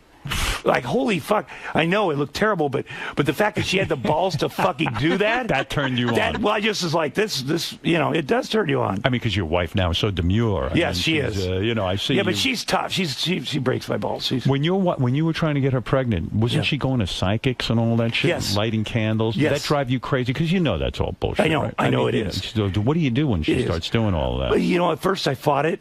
But she was literally going to 9 different people and like this rabbi psychic and this whatever and this, and we had this room full of statues and candles. But then I thought, well, this is what she holds on to. This is like her AA. Right. This is what calms her down. And so Mike Myers, I did a movie called Superbench, and Mike directed it. And it's about Chef Gordon. It's a documentary. It's great. And about last year he called me and said, I'm sending, and I hope this is appropriate. He said, stay on the phone with me for a minute. I'm sending you some green energy, and you're going to have a baby. And I thought, all this shit I've done with Ashley, I'll stay on the phone with Mike. Right. And so I sat there and I should have hung up. I kept saying, am I still getting it? Because it was a long pause. Right. He goes, just a second, a little more. And so I got it, and literally a week later we found out we were pregnant. So Mike Myers, green energy. You're on the phone with him. He says, I'm going to send you green energy. And I said, good, great. He goes, no, you have to stay on the phone. Is everyone in Hollywood crazy? Yeah. I mean, because to me, Mike Myers is such a brilliant comic and such an astute observer of humankind. And yet there he is in his personal life talking about green energy. I know, Was but he it serious makes no or was sense. it a joke? Oh my God, was he serious? And you know what? I bought into it because it worked for him. My God. He's got, his life is way together now, Right. But I thought, well, I'll stay on the phone with him. Like, how long? I didn't know when the green energy was done coming. And he's quiet when he's giving you green energy? Yeah, he's quiet, and I tried to get off. And he's like, no, we're not done. I go, okay, let me. How long were you on the line receiving green energy? Probably 6 long minutes. Quiet? Quiet, I know. And it was weird because I love Mike Myers, so I want to do what he wants me to do. Right. But I also want to receive the green energy. And so I was like, okay. And he's totally sincere. That's the thing. Yeah. So I don't want to, the fact that he took 6 minutes to send me green energy means a lot to me. Oh, and did you say to him, listen, Mike, no offense, but I've never heard of green energy. What is it? Well, I didn't want, I pretended I had because I don't want to seem stupid. Yeah, so I was like, yeah, I got the green energy. But a lot of people in Hollywood think that they're healers. And Right. like Travolta supposedly now with the Scientology, he thinks he's a healer. Right, but that's his in. That's like us guys. I'm good at back rubs or head scratches. Yeah. But he wants to get laid. But it's also. But I have had men tell me that he has not had sex with, that he helped heal them. That really? Yes. That John Travolta. You think Travolta is saying he's a healer because he wants to get his hands on? Well, I think subconsciously we always do that. I love John Travolta. But he's one of my heroes. Right, but maybe it's a messiah complex too. Right, exactly. But it seems like everybody wants superpowers. I mean, Mike Myers doesn't have any green energy. He might. He might. I believe. I don't Have you know. looked into green energy? No, I'm not even sure what it is. Yeah. But I tell you, Do you want some green energy? I can give it to you. Exactly. But it made me feel like with Ashley, I could say I also did this crazy thing. Mike gave me green energy. Right. Well, so she I'm was going participating. she went to psychics. and Like stuff. she would go. And that's expensive. Very expensive, and you got to buy the candles, and there's certain candles for certain things, and then she gets her whole family involved. By the way, Jax doesn't look like any of these psychics, does he? No. Just a little bit, like one of them. I have to say that he does look so much like me, and I wouldn't have cared if he didn't. Heard that, yeah. But there would have been a moment where, and we were talking about this last night, I said, even if you had used somebody else's sperm, okay, even if you had, it would be okay, and you could tell me. And then she's like, no, I would never tell you. I go, but you didn't, right? She goes, no, I didn't, but I would never. I go, but I would like to know. I'm just so happy. So she goes, people are probably saying that because he does look a little like, he could. So you could. All babies look like Arnold. But when yeah, exactly. Yeah. But I love that story. How you used to go over to Arnold's house and you'd see the maid there, and sometimes the kid, her kid would be there, and you'd tease Arnold and say, "Hey Arnold, that kid looks just like you," and then he pulled you aside and said, "Hey, shut the fuck up." Hey, only you. Yeah, but I didn't know. I didn't know. You didn't and know. The lesson is, if you got something going, you tell your buddies, so they don't make jokes. Would you go home and say even to your wife, like, "Jesus, there's this kid the maid has that looks exactly like Arnold"? I mean, everybody that's seen pictures on the internet and it's identical twin. Yeah. So everybody would say, no, I never thought that really happened, but subconsciously it's something. The funny bone kept getting tickled, so I kept saying stuff. You know how you dig your friends to little things, and it turned out to be more of a big thing. And are you the kind of guy in your house? Do you have a lot of posters and things of your movie career and different moments in your career? No. I picture Arnold does. You know what I mean? Well, he's got statues of himself, like famous artists sculpted him. Yeah. So but there's a lot. There's picture. He's on top of a mountain, and there's a lot. It's like an unusual. Like Zeus. Like there's not a room for it. It's the whole house is for it. Wow. And they're all fabulous. Because like the statues are up. Yes. Then you see a guy in his underpants walking around, and then one has an apron oiled down. Oiled down in their underpants. Yes. And statues of men. It is kind of weird. Thank God for the pictures of Maria Shriver all over the house. That At is least true. It adds a feminine touch. But he also feels like, I think that's art. Yeah. Andy Warhol did this, whatever. And it is. It's a very macho house now. Yes. And it's even hard to get because there's gates and people. Does he have a firing range there? Any kind of guns? He has a huge. You could play like polo. He has a polo field. He does? Yeah. Does he play polo on it? I don't think so. I think he watches people play polo. Wow. Like he likes to set up stuff and get the stands. They have bleachers, and then he'll watch people do stuff. Wow. And, whether it be boxing, he has his guys fight each other and do stuff. And It's all the same. Do the guys sleep over? Or do they... I don't know. I think there's a room. There's a separate house, but there's like a lot of dudes in it. Yeah. And they come out. When you pull up, they all kind of scamper out. I don't think I could handle it. Right. I mean, it's too, sort of ultra-masculine with people boxing. And, right. You know what I mean? It's like, that's not me, man. Yeah, and his gym is like if Johnny Versace had a gym. Right. It doesn't look like a gym at a gym place. It's beautiful. It's got beautiful art and ornate and big, beautiful paintings of his parents. It's like there's not like muscle stuff. It's like a real personal place for him. It's like it's because listen, Versailles. That's the thing that made him working out. You know. The greatest. Right. Is there a big sign, no girls allowed in the gym? No. I think he's just, I know there are women that come over and they participate in the sunning and the lifting and the stuff. That does happen. He's not lonely. Right, I mean, he's got a bunch He has of female companionship. He does. That's what I was trying to Absolutely. Oh, my gosh, but I don't think... He's Arnold Schwarzenegger. Yeah. He's Arnold Schwarzenegger. He does have a lot of needs. That is true. Yeah, he has tremendous sex drive. He does. I feel it keeps him young. Like testosterone and Yes. fucking and and doing outdoors. Orgasms. Yeah, orgasms Yes. and them coming. And he believes that's all part of the fitness. 5 times a day, as he says, is a good number. Wow. For having Really? a lot of yes. Yeah. And a lot of women won't do that. No. 5 times a day. So it becomes this quandary. Is he in good shape? Because sometimes he's in good shape. they love getting pictures of him on the beach where he's naked and and he's flabby. He's flabby, but he's flabby for like him, but not for. But no, he's in great shape now. He's filming. He just did The Expendables 3. Right. He's got a really great movie called 10 coming out by David Ayers. That did. Did he ever train you physically? Yeah. Well, the first time. When I first met him, we were doing True Lies. Right. He would have me come over, and then it got because he made so many comments in an appropriate way. Right. But him looking over my shoulder is like actually looking over my shoulder with the baby. Right. You get frustrated. Is it hard to have sex when you're trying to have a baby that hard? I mean, like it stops becoming sexual. Are you ready? Yeah. Well, you have to go to the clinic at 6 or 7 a.m. and jerk off. That's the hardest part. Right. There is one thing after the baby was born because she had a C-section. Yeah. We didn't because she was hurting. We didn't have lovemaking. Right. And then her dad had a stroke and then she had to take care of that. And then I had this wound and she wanted to make love because I had a staph infection. And so we realized on Friday that I was coming here, and we hadn't Made Made love. love since before the baby was born. You're talking Wow. 6 months, maybe, right? Yeah, over 6 months. Wow. And there's been a couple times I mentioned it, and it's when I had my wound, and she's like, "Get real, come on." Right. And she doesn't want to go near because she's afraid she can get the infection. Right, the staph infection, which is like whatever. Yeah, I don't even want to go near you. With No, this I'm fine. It's all cured. Yeah. But and she had the baby tested immediately, so she found out because she's freaking. But he's fine.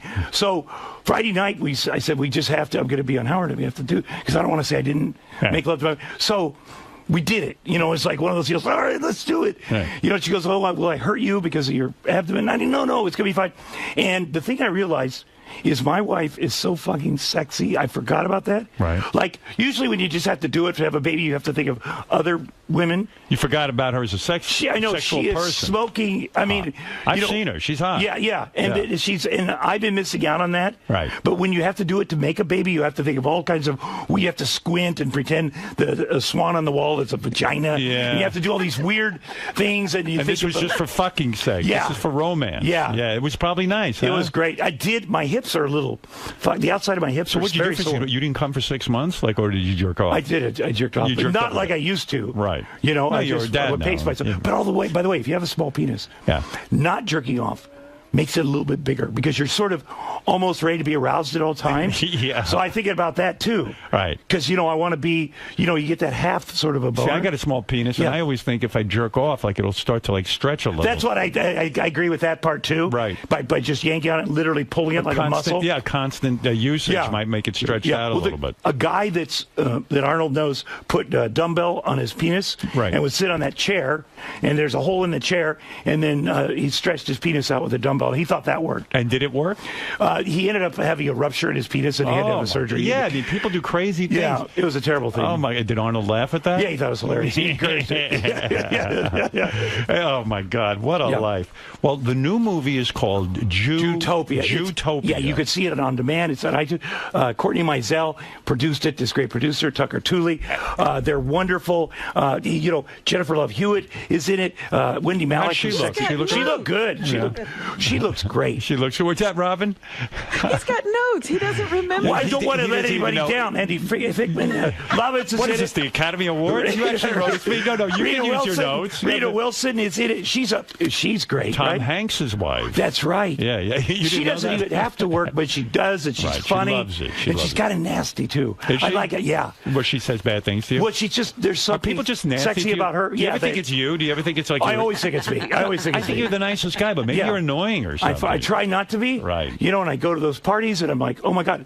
I always liked you on that sports show. I love doing that sports show. Yeah, and then they fired you? Well, they couldn't afford to do it because nobody was watching. Oh, it got canceled. It got canceled. But now they have a new network, Fox Sports 1, and maybe I'll get back on there. Yeah, I always liked you on that. I think you're terrific. I love doing that. Yeah, I loved it. You were terrific. It's great. Tom Arnold, in addition to being a new father, is also in Jutopia, which is in select theaters and video on demand now. And as Tom says,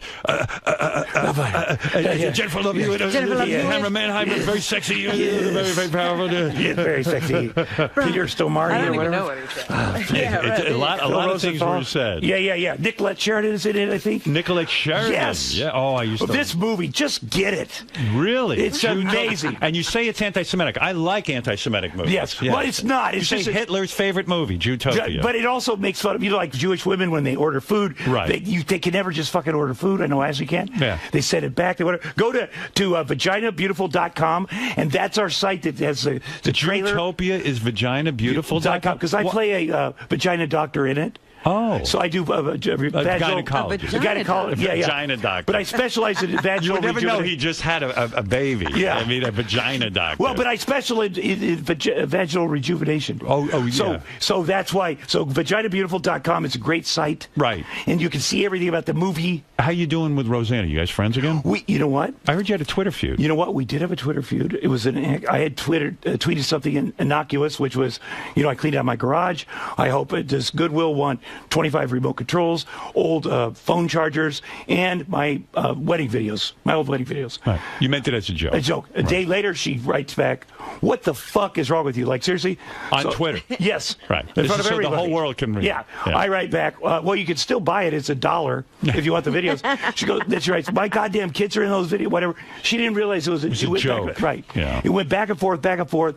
And by the way, you've been, how many times have you been married? 4. Yeah. So you have a lot of old wedding That's what videos. I said. It's not even Why do you think necessarily it's her. you? It's not about you. It's very narcissistic. So we went back and forth, and now people are joining on, and it's live, and finally, she finally realized it was a joke. Right. And then it was ugly, and then she said, "How's the baby?" And then we had this sort of weird talk about how cute my baby was. This was all on Twitter. Yes. But the best thing that happened... You too. She wrote me, tweeted me, direct message a week ago, and this meant the world to me, I have to say. She asked me to read her script and put notes on her script that she's doing for NBC. Right. Which is the Sitcom biggest honor. Yeah. Which is such an honor considering... Roseanne's coming back to sitcom? Yes. That's big news. Yes. But the fact that she would ask me to, after all we've been through, it meant so much to me. Did you make notes? She hasn't sent it. But the fact that she asked me, I'm sure it's a 3-step process. Right. I said to her, this means so much to me. I remember in 1986 when you read my first script and how my spine was tingling. You worked on Roseanne. It was a big deal. Yes, it was good. We were good at that. Right. We were really good at that stuff. Yeah, so maybe that's it. Maybe you'll go work on her show. That would be amazing. That would be amazing. No, but I want to do that. Yeah. That'd be great. Well, That's we'll a big compliment. Well, let's just say Tom Arnold's career is on fire. He's performing stand-up comedy. I am, and I'll be at Stanford & Sons in Kansas City in November, like the 14th or 17th, something in there. I saw you on Sons of Anarchy. Yes, Sons of Anarchy. You were very good in that. Did that, a lot of stuff. You will also be over at Arnold Schwarzenegger's I'll be at Arnold Schwarzenegger's house. underwear. But Dax not Shepard. in the Speedos. Not in Speedo. I will not wear the Speedo. Tom also now possesses green energy. I do, from Mike Myers. From Mike Myers, he received green energy. Supermensch is a great documentary. Do you think you could have another baby on this green energy? That's what we're doing. We're working on that now because we feel Ashley's body is right where it needs to be. And you are right where it needs to be. That's true. That's true. That's true. Once you have one, sometimes all of a sudden everything just loosens up. Yeah. Right. He's over at Arnold's house. Yes, I heard you guys, your favorite thing to do with each other is to tell racist jokes. No, it's sometimes people are accidentally sort of racist. Right. We were doing a thing for Muscle Farm down at Muscle Beach last week. Right. And we're making a speech about this is fantastic. It's the first time we've done these projects. And I said, tell me what it's like 40 years ago in front of the press. I said, you came here, you Franco Colombo, this very spot. You started it all right here on this spot. He goes, we came to Muscle Beach. We did like 5 hours at Gould's and then 5 hours at World Gym. But we came here to get some sun for an hour, to get the sun, to get the tan. And, and there's a giant black bodybuilder next to him. And he goes, of course, you people don't have to worry about that. And I just, it was live. I was like, that is so funny. Just the way he said, you people. Yeah, right. And then. He's funny. It's funny. And then the guy laughed. And then I thought, he gave me that look, that twinkle, like, we're gonna keep this going. Right. Like we would in private. And I was like, oh my God, what is this in public? But he's got that twinkle in his eye because he's so funny. Right. And just sometimes, because even, Joe Weider created all these projects. He was Arnold's mentor. He gave Arnold his career. And Arnold speaking, I never had my own products before Muscle Farm because I promised Joe Weider for his whole life, I will never have my own products. Well, Joe is dead. Yeah. I remember that. Joe Weider had an empire. He was, he did amazing things. He was a big backer. He backed Arnold. He did back Arnold. He just passed away recently. Well, Very I could bullshit with you all day. Thank I'll tell you that. It's great fun. Tom Arnold, Jewtopia. He claims you should see this. It's so fun, and so many people worked on it, and it's been around for so long. Please check it out. Get on there. It's in select theaters. It's in select theaters and video on demand. Video, VOD, iTunes, all those different things that they have. Amazon. It's just great. How many notes do you have? I have these are all about Utopia. And there's one that says, do you have an assistant? Apologize to Elton John's husband. Right. Do you have an assistant? Because you should type those notes out. I do. I know. I will next time. Okay. I left them on the plane. I had them sort of organized. Right. And then I was on the plane last night, and I left them. So do you want to take a look at them? Make sure you got that? Well, vaginabeautiful.com. I mean, that says it all. You could, And for more information, go to JutopiaMovie.com. Oh, that's true. You could do that also. All right. Yes, but it's been great. And then, baby class. I don't need to talk about that. But anyway, I go to the baby classes with him, and that's so With fun. who? With Jax. Oh, you do? That's why my You mean wife Dax? No, Jax, my boy. Oh, just me and him. Oh, the two of you? Yeah. When we went Friday, I think that's why my wife and I made love, because I'm sitting there, I'm the only guy, and there's these beautiful wives, and I'm not looking at them. Right. But they've all got their babies. I kind of do what they do, and we're all sitting. MILFs. We're spread eagle on the mat. Right. You have to take your shoes off. And I accidentally looked at one of the beautiful wives. Her thing was up, and she saw me looking and gave me that "you're a creep" look. Yeah. And she pulled her shirt down over her knees. And so I was telling Ashley about this that night. And I said, they're very attractive, whatever. And I started thinking, wait, my wife's attractive. Right. And that started so that's what I got out of that class. But they put the baby. What? This class. You mean you had to leave your baby class because you were looking at the women? No, I didn't have to, but I accidentally looked at them, and then I went home and was explaining it. Were people upset with you that you were looking at them? Maybe? I hope they don't think I'm a creep, because they're so much younger and more beautiful. I hope they don't. Right. But poor you, you're so tortured. Yes. Well, it's also a class. It's called Out of the Box, and you put your baby in spaghetti. Like they have a giant pool of pasta, and I said to my wife, "That looks stupid. I'm not doing that." But man, he gets in there, Right. and he just goes crazy. All these other babies go crazy, and they're having so much fun, and they're throwing stuff at each other, and it's just such a joy. Too bad you can't stay there because of the MILFs. Well, no, I can say it, but I just want to make it clear. I'm here as a dad. I'm not here as a Tom Arnold or a weird dude looking at you. Right. Okay, fair enough. I try to be appropriate. Tom, I'm very excited about everything going on. Everything is I great, really Howard. am. Jewtopia, I'm very excited about Oh, my seeing gosh, that. of course. You're going to love it. And please send me those pictures of Dr. Hakaka. Oh, my gosh, she's so beautiful. And she's a great doctor. Number one, she is a wonderful woman and doctor, and Dax has video, too. I love that you guys are taking pictures of the gynecologist. It does sound creepy now that we say it. Yeah, right. And I hope she's not offended, but she's certainly a great woman. You love her. You love her. Yes, she's, Yeah, right. oh, my gosh. All right, listen. You've said a lot. Yes. You've said a lot. It's been great. And I thank you for that. Thank you for having me. Eric, the actor, just wants to say a quick hello to you. He's a fan of yours. Oh, my gosh. Yes, Eric. Good morning. Good morning. I was wondering, is the big redneck vacation coming back on CMT? That's a good question, Eric. I don't know for sure if it's coming back. That's a show we had on CMT, and we had Riley Martin on it. Right, Remember that weird show? yes. Oh, I don't know if it is. yeah. I hope so, but we'd love to have you on there. Yeah, as an For real. actor, would you tell Eric that it's okay to play gay characters? 100%. I mean, I played pedophiles. Come on. That's taking it one step beyond. Explain gay. to Eric that we know you're not a pedophile. Exactly. If you play one. Right, absolutely. And nobody thinks you are. I feel, Eric, I root for you. I want you to do well in this business. But playing a gay character it doesn't, you got to, you have to do it. I know Chuck Zito came to one of my shows recently and said, I would never play a gay character either. He won't. Well, he can't. He's got a That's whole true. image. He's like an action hero. But it would be great if he did. It would be great if Arnold did. Right. It'd be great if Arnold played a Nazi. How great would that be? It would be fantastic. Because we know he's not a Nazi. Right. But yet people have said that because where he's from. He's sensitive. And he could win an Oscar. Right. A gay Nazi. Eric. Do you hear what Tom is saying? You need to do it. You need to do things that are not you. Do the hard things. You're not gay. Eric, what do you say to that? Are you inspired? I will take it into consideration. Wow. That's very nice because I'd love to work with I'd him. love to see him as a gay. Well, we have a part for Eric I if he know. would play gay. Yeah. Gay. Yeah, I know. Well, maybe he'll do it now. But I thought you made the Jeff the Drunk the gay part. You worked it all No, out. it turned out that Oh, my Jeff doesn't God. want to switch now. Okay. Yeah. And I have to say a compliment to you, Paul McCartney.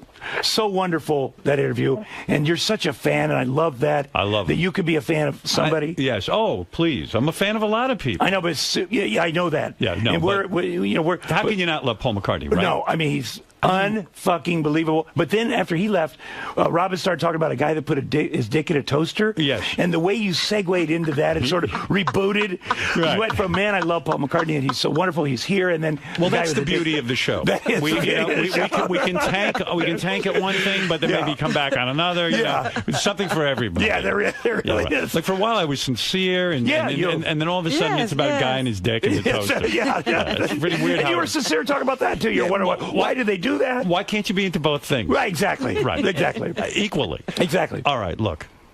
You've said a lot. Yes. Probably too much. Probably. I'm sure you've said something that somebody's upset about. Yes. But I love it. Thank you. And Tom Arnold, I'm a huge fan. Thank you. I'm a huge fan. fan. I wish you the best. Thank you. And you got a lot of good projects coming up. I do. And Zootopia, I think, is going to be a smash. It's going to be a smash. Smash. You know, And next time, try and know something about the film that you're in. Yeah, well, no, it's good. I did watch it. I love the other people in it. Right. Oh, I know. It's hard to watch it myself. Right. Okay.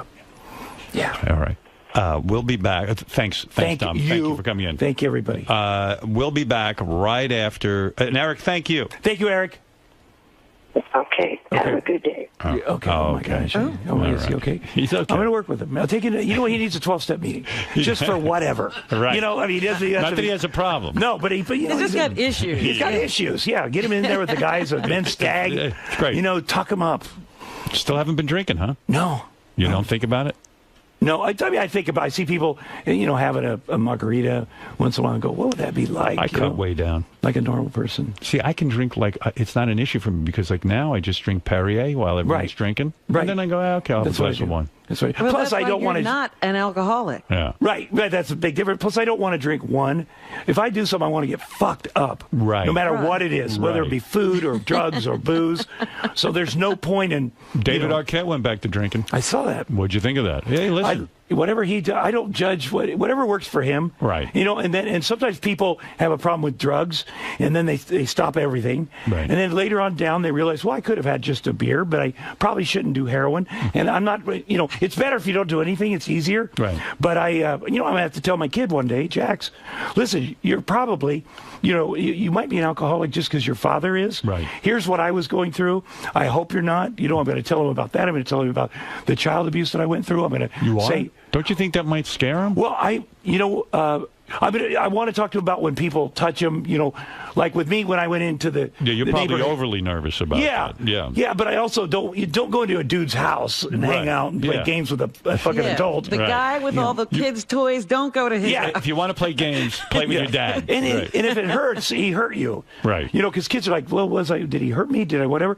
If you let me decide if somebody hurt you. Well, this is a good discussion. That's a good discussion. I agree with that. Not when he's too young, and not the drugs and alcohol when he's too young, but just to say, be careful. Keep your eyes open. Right. Whatever. I think that's a wise thing. Yeah. You see the thing you're supposed to say is when you feel uncomfortable, you're uncomfortable. Come to me. Right. What if he says, Before anything I'm happens. uncomfortable with Tom? Well, that's the thing. That's my Go biggest, to your mother. My biggest fear is that he's not going to like me. Listen, Tom, he probably won't. But so That's what? true. Who cares? That's true. Odds are they don't That's like true. you. I had one moment where last week he was on the bed with me, and the dog was on the bed. This little dog, and I saw him slowly reach over to the dog's face, and the dog snapped him. Right. And it didn't break its blood or anything, but he looked at me before he started crying, like, "What the fuck? You're supposed to protect me." Right. And then he started crying, and that broke my fucking heart because I am supposed to protect him. Right. Well, so your father can't protect you from everything. Right. That's what also you can't live up to that expectation. Right. Are you in therapy so that you'll learn to be a better father? Oh yeah. You are, of course. Yeah, I'm doing all that stuff. How many times a week are you doing that? Oh no, just once. I figure 5, 6, 7 times. Yeah. Well,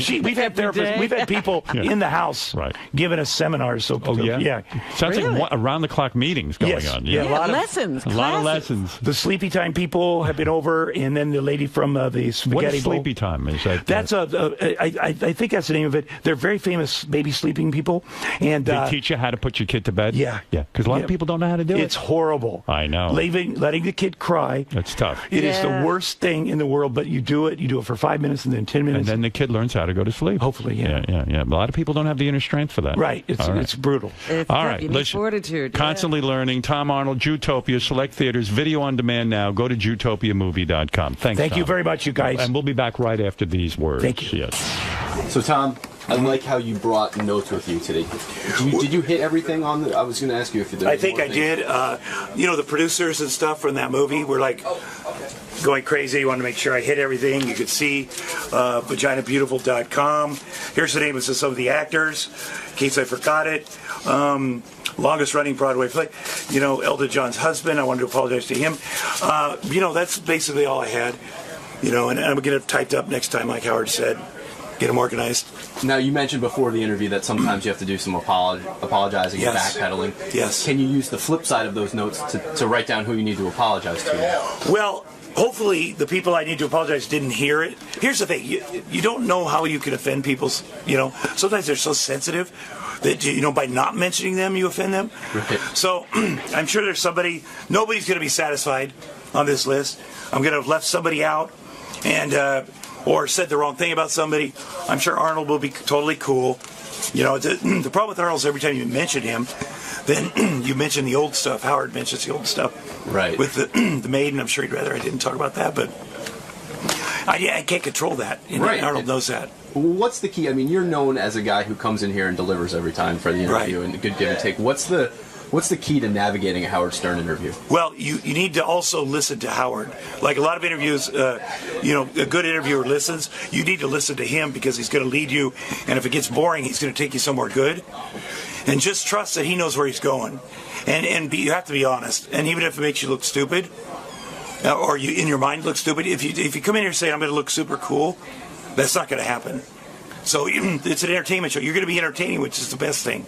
You have to think of it almost as a dance and let him lead. Right. But you got to be. He leaves you spaces. He goes, okay, especially when he starts wrapping up. Okay, you've been in here. It's been great. And if you forgot something, boy, say it right there. Hey, bam, bam, bam. Fill in that little space. He's like, I'm going to let you. Here's 3 seconds. You got 3 seconds to think of something, and then otherwise, it's over. Well, so it's like a dance. Right, and you get that better than most. Thank you. Well, thank you so much, and good luck with Jewtopia. Jewtopia, thank you very much. VaginaBeautiful.com.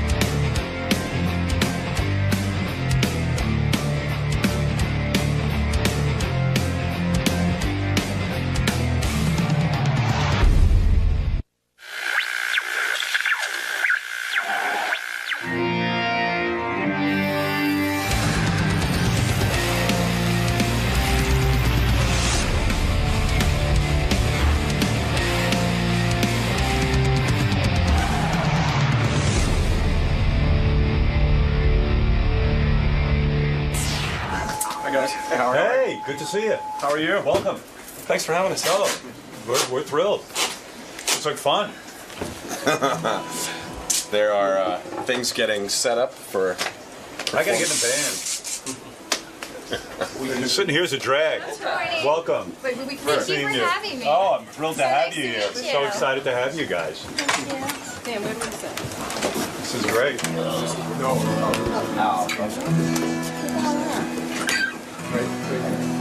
You guys want to try this from the top, or do you want to hear your levels? Do you want your ears, Chad?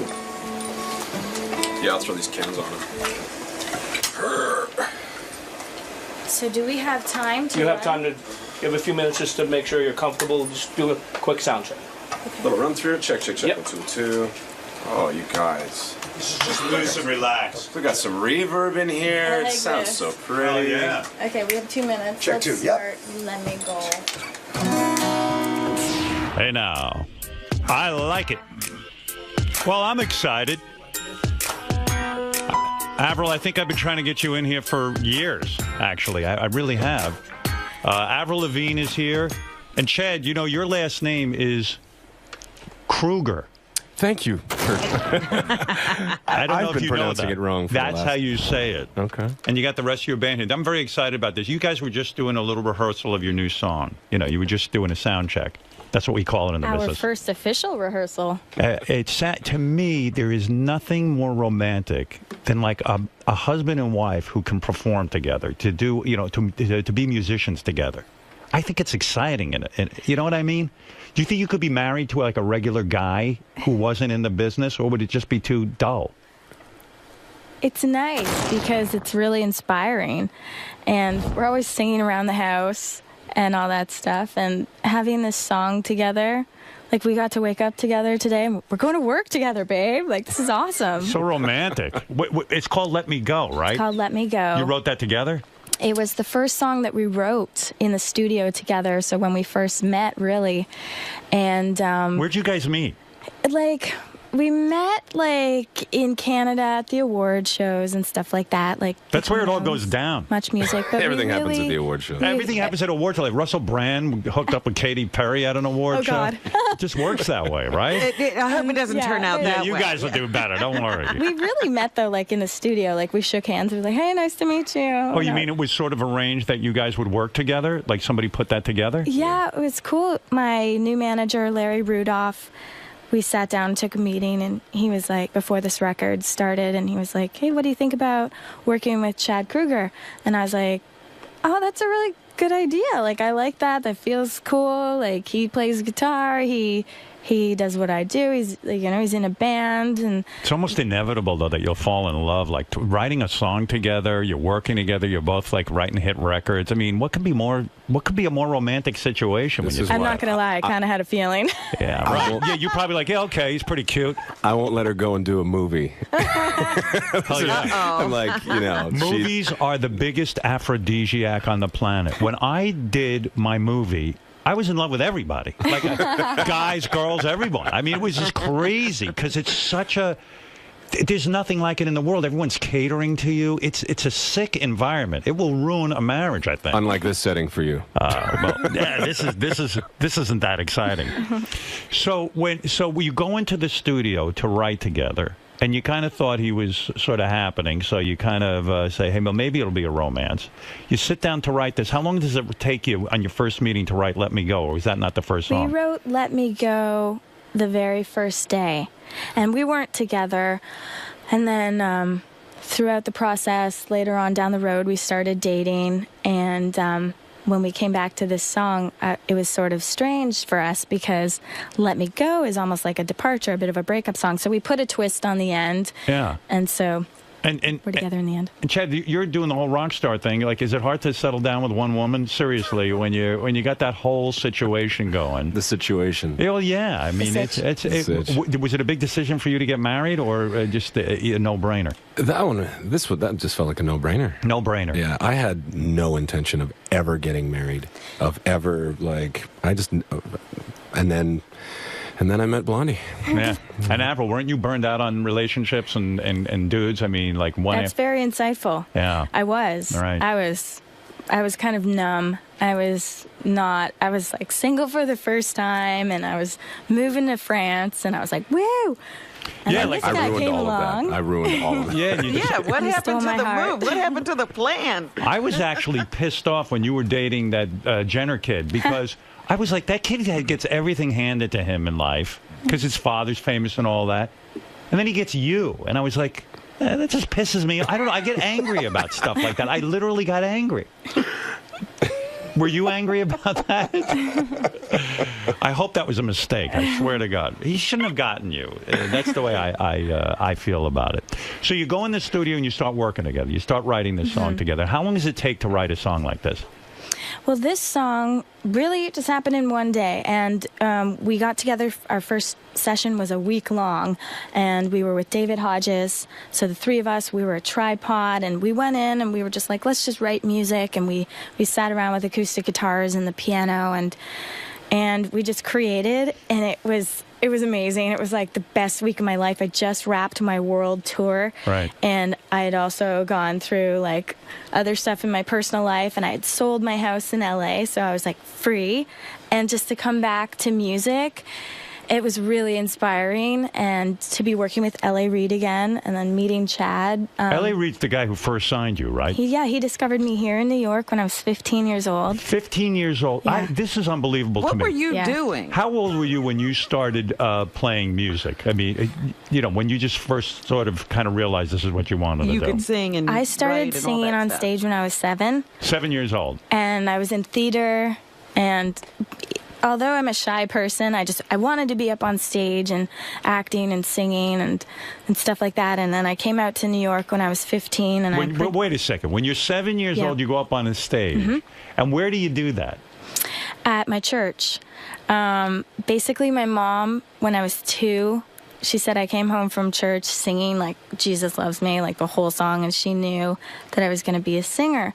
So my mom really pushed to, like my daughter can sing because she sang in the church cantata and this and that. And so I got up on stage at 7 years old in church, and I remember like walking off stage and like everyone in the church, like the older people and everybody coming up to me and being like, you're an old soul. And I was like, what the fuck does that mean? What did they say? You're an old soul? Yeah, as soon as anyone can do anything good, they're an old soul. I've noticed that with kids. I didn't know what it meant, but right. I just had this feeling inside of me, like I just really want to sing, and I didn't really know what was possible. Because it's a weird thing to be that young and to know what you want to do. When you think about it, maybe the old soul thing is true. It's like, where does that come from?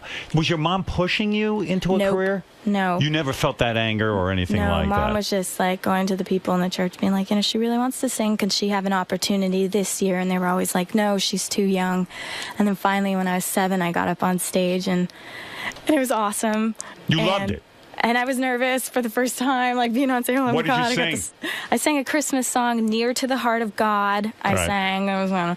And are you a religious person as a result of your upbringing? I'm spiritual. I grew up in a religious Christian home, like not super religious, but a Christian home. And so I think that I learned from that. But do you think that's why you don't get naked or half naked in your videos and all that kind of stuff? Or is that just kind of a thing that, like, if you're the real deal? I'm encouraging. I'm pushing her towards. Are you?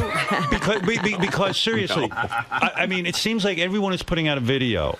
If you're not naked, and I'm not just referring to like Miley Cyrus, but it seems like if you're not half naked, it's sort of you can't break through or get attention. And if you're the real deal and you can actually write songs and perform, you kind of don't need that, right? Well, it's interesting because when I first came out on the scene, I was 17 with Complicated. Right. And L.A. Reid looked at me in his office and he's like, okay, you know what? You got your own thing going on, girl. Like, you keep doing you. Like, we're not going to try to, like, make you over. And I would do, like, magazine covers and they'd want to put me in stuff. And I was just like, no, I want to wear my tie and my Dickies and my whole, like, little skate get-up, like my skate shoes and Converse. You weren't comfortable doing that stuff. No, I wasn't. And no one tried to push you in that direction. Not really, a little bit. And, like, people still today will try to be like, like, why don't you try this? And it's like, you have to be comfortable. You have to know who you are, and I always encourage that. You were quoted as saying once, you know what, I have a really good body, but I don't need to show it off all the time, right? And, I mean, that's kind of how you felt about it. My husband Are you still talking to her or to me? Right, yeah. No. Well, does she have a good body? She's got a great body. She's got a great body. But L.A. Reid, so how do you end up in L.A. Reid's office? Because, I mean, I know all of us want to have record contracts, so we want to just do the same thing. You walk into L.A. Reid's office. How did he know to even audition you? He came to the studio. How did he hear about it? It was my first time in New York City, and my parents came with me. And at 15? I was 15 years old, and I was about to make a demo. Right. And, like, day one of being in the studio, I started writing, and somebody in the studio, like, got word to L.A. Reid, there's this little 15-year-old girl, you should come hear her. So the next day, they're like, so L.A. Reid, the president of Arista Records, is coming over to the studio to hear you sing. And I was like, huh?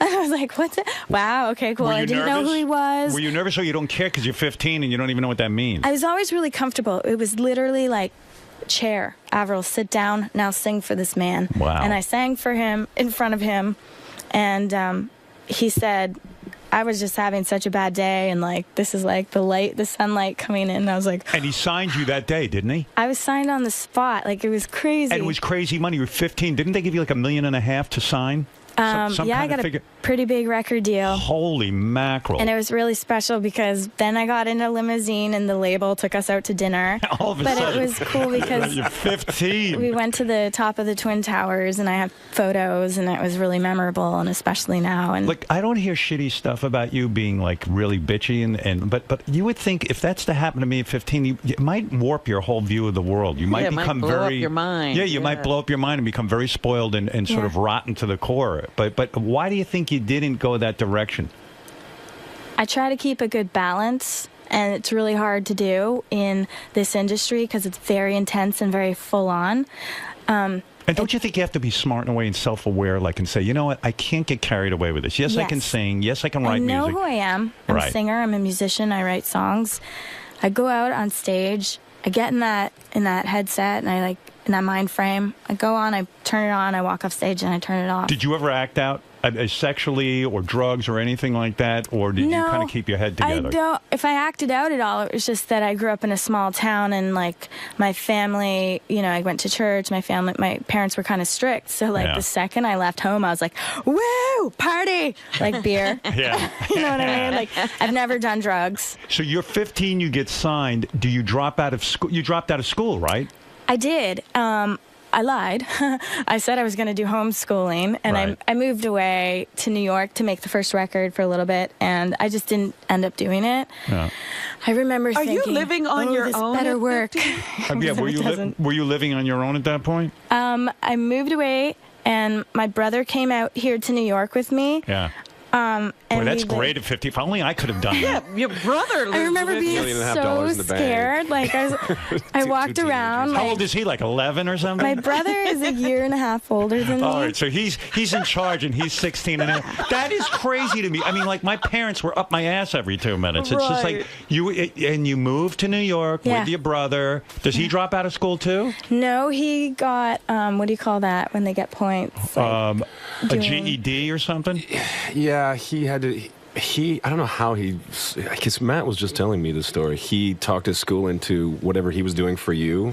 They turned that into some sort of credits for him. It's like, go manage your sister. He got credits for it, yeah. Yeah. And it was. Where in New York do they put you up? Like when you're recording? I got an apartment on Jane Street, and he took me to the studio every day, and it was scary. Do you think that's why you got married so young? Because you were on your own in a way, and you were kind of growing up kind of fast, I guess. I did grow up fast. Yeah, you really did.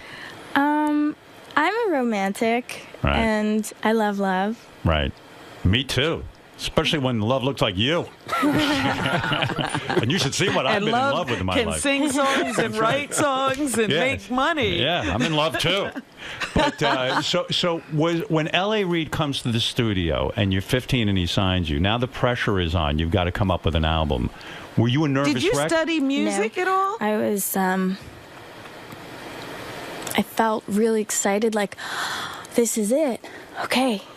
When I was 14, I sang on stage with Shania Twain. I won a contest through a local radio station. Right. And it was in front of like 20,000 people, and I went up there and You sent in a tape to a local radio station. Yeah, like a cassette tape of myself singing. What a charm. Seriously. The stars haven't aligned for her whatsoever. Right. No, not at all. You're 14, you say, hey, I'm going to send in a cassette or something of myself. Right. And do you send in a cassette or something? Is that how it works? And it was a talent. I won. And you get to go up on stage and sing with Shania Twain. Yes, and it was really cool. And I walked up on stage, and like it was in front of 20,000 people, and I was like, oh, I have to do this. Like, this feels so right, and it feels so good. Wow. And that's like amazing. 3 years later, I was signed, and I had my own concert there. Did you take music lessons? Robin, can you hear Robin training? talking at all? Oh, you can't hear Robin. That's what I figured. Yeah, it's not coming through. But I'll repeat. Yeah, were you trained at all musically? No. We had for Christmas one year. My dad got us like a set of drums. We had an acoustic guitar that he had from high school. We got an electric guitar, and I got a microphone. Right. So I just learned how to play on my own. Although when I was really young, I took piano lessons for 2 years. I don't really remember what I learned, but it definitely helped. So you think you're a prodigy, a child prodigy? I think so, right? I mean, if you can learn all that stuff on your own, that's pretty impressive. I learned all the instruments. It's fun. I'm not like amazing, but they're my writing tools. Did and you I play them originally live. want to be a country star? Was that the move, like Shania Twain? I sang outside of church. Other than church, I was performing at the fairs, Right. and so I was singing like new country and like the Dixie Chicks and stuff like that. Right. And so I enjoyed that. But when I turned 14, so 7 years later after I really started singing, I got, like right before grade 9, right before high school, I kind of felt frustrated. Okay, I'm over singing these Christmas songs and singing cover country songs. It's not you. I was like, hey, this is weird, and I was growing into myself, and I was like, oh, I don't know what I want to do, and I was a little frustrated. So I kind of took a little break, and what happened was I took my dad's guitar, and I learned the G chord, and then I just started playing and then figuring out chords on my own, and then I started writing songs. And then my mom would be in the kitchen, and I'd sing them for her, and then I started writing, and then eventually developed my own style. Wow, yeah, that's pretty amazing, and to do it all at such a young age. So when you go into the studio for the first album, you're 15, L.A. Reid has signed you, he's giving you a big advance. The pressure's on, you got to come up with hit songs. Is that when you come up with Complicated? So I moved to New York, and I started working out here, and what happened was people were writing songs for me, and I didn't like that. Right. And I didn't like the style. But today, doesn't that almost have to be... It seems to me that the people who consistently keep coming up with big hit songs are working in groups. Yeah. Like Katy Perry's almost a machine at this point. Yeah, the majority of people have other people write for them. For me, I was so young, and I turned to L.A. Reid and I was like, listen, I really want to write my own music. So they sent me out to L.A. I left New York. I started fresh, and I started really just writing with a bunch of different people. And so I spent a year making the very first record, and the songs that got used on it were the songs that I did in the last 2 months of making that record. And you probably wrote them really quickly. Yeah. Yeah. Was Complicated one of the first ones you wrote for that? Out in LA, yes. How long did it take you to write Complicated? Complicated happened immediate, in a day. Anything that's been successful for me has pretty much been just really quick. Well, where does a song like Complicated come to you? Are you just in the shower somewhere? So I got together with a group called The Matrix. So Lauren Christie and I sat in the backyard around some orange trees. I was like, oh my God, there's oranges growing off these trees. And we had a blanket, and we just would write lyrics to Skater Boy, and we'd talk about stuff, and we were just two chicks bonding, and so we would go through all the lyrics together for Complicated. And I was like, hey, I really like Skater Boys. I'm so into that. Yeah. And we wrote a lot of songs together, and it was a really great team. Her husband at the time played guitar, and so all of us were writing together. And it was a beautiful, easy experience. Yeah. Is life complicated being married when you're both successful, wealthy people? Literally, you get married, and the rent has to be paid. Every month, or I don't know. I don't know what the expenses are, but the groceries. Do you guys have to sit down and have a business meeting about who's going to pay for what? How did you work all that out? Honestly, that's kind of funny. Yeah, how do you work that out? No, it's pretty easy. I mean, we split all the stuff around the house. It's fair. It's nice. That's how you do it. Yeah, there's just a card that goes to a thing that we both pay out of, and so when we, It's a 50-50 split. Sure. Yeah. I would think that is complicated, actually. It's really nice, actually. It is? Is it a peaceful life? What do you guys do all day? Do you write music a lot? We do. We're constantly, coming up with ideas. Chad is such a great lyricist. He's always, stopping and oh, what about this? And he's always, we're always singing. There's always a guitar. There's a piano at the house. Sounds like fun. I'm gonna have to come hang with you guys. You should. It's really write inspiring. a few songs. I think you'd like it. That's it. Oh my! What are you going to have, Howard? They got guitars. What are you? I'll probably just write some lyrics and stuff. You know. I see. Mostly about masturbation and having a small penis. I think I could write a good song about that. I certainly know enough about it. So that song is released. That was your first big single, right? Yes. That song immediately goes to like #2 on the Billboard charts, and suddenly you're a huge star. Was it number one? It was number one. Was it number one? Oh, yeah. Wow. That's Actually, unbelievable. when Complicated came out, Nickelback. That's the only thing that an artist will correct you on is if you say they sold this many records. I thought it debuted. Yeah, I thought it debuted as #2 and then went to #1, but I don't know. But what's who gives a shit? I know. The funny thing, like when the year before we had our first hit, it was called "How You Remind Me," and that we had broken all these. We had earned all these stats, and we had all these records that we had shattered with this song, right? Did you write that real quick? Real quick. How quick? 15 minutes. 15 minutes. Wow. And that was like a huge hit right away. But the funny thing was, then this little girl came out of Napanee, and this song called Complicated came out and broke every single one of the records that we had got the year before. Oh, you had to marry her. I had to. Slow her down a little. Yeah, right. Doesn't it freak you out when something comes to you in 15 minutes and then you go, well, do I have to write every song in 15 minutes in order for it to be great? You start to think like that. Yeah. No, when I spend a long time on one song and we're like really going through the lyrics, and I get to the point where I'm like, yeah, I don't know if this is a good idea if we spend any more time because you're superstitious in a way, right? Yeah. So how long to write Skater Boy? Quickie again? Yeah, that was pretty quick. I mean, Lauren and I really spent a lot of time on the lyrics. Like Girlfriend, the chorus was written in 2 minutes. Right. The whole chorus, and then Dr. Luke put the track together, and I remember playing it for my friends and feeling like, oh my God, this has to be a single. Like, this feels really strong, and without even having verses or anything. Was Skater Boy your second big single? Yes.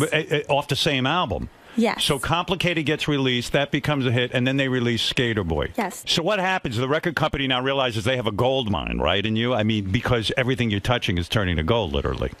They called me before the record came out, and I was like, my mom's like, so the record company's on the phone for you. They called my house, and I was like, hello. They were like, they said to me, they're like, this is going to do really good. This is going to be really big. And I was like, really? Okay, cool.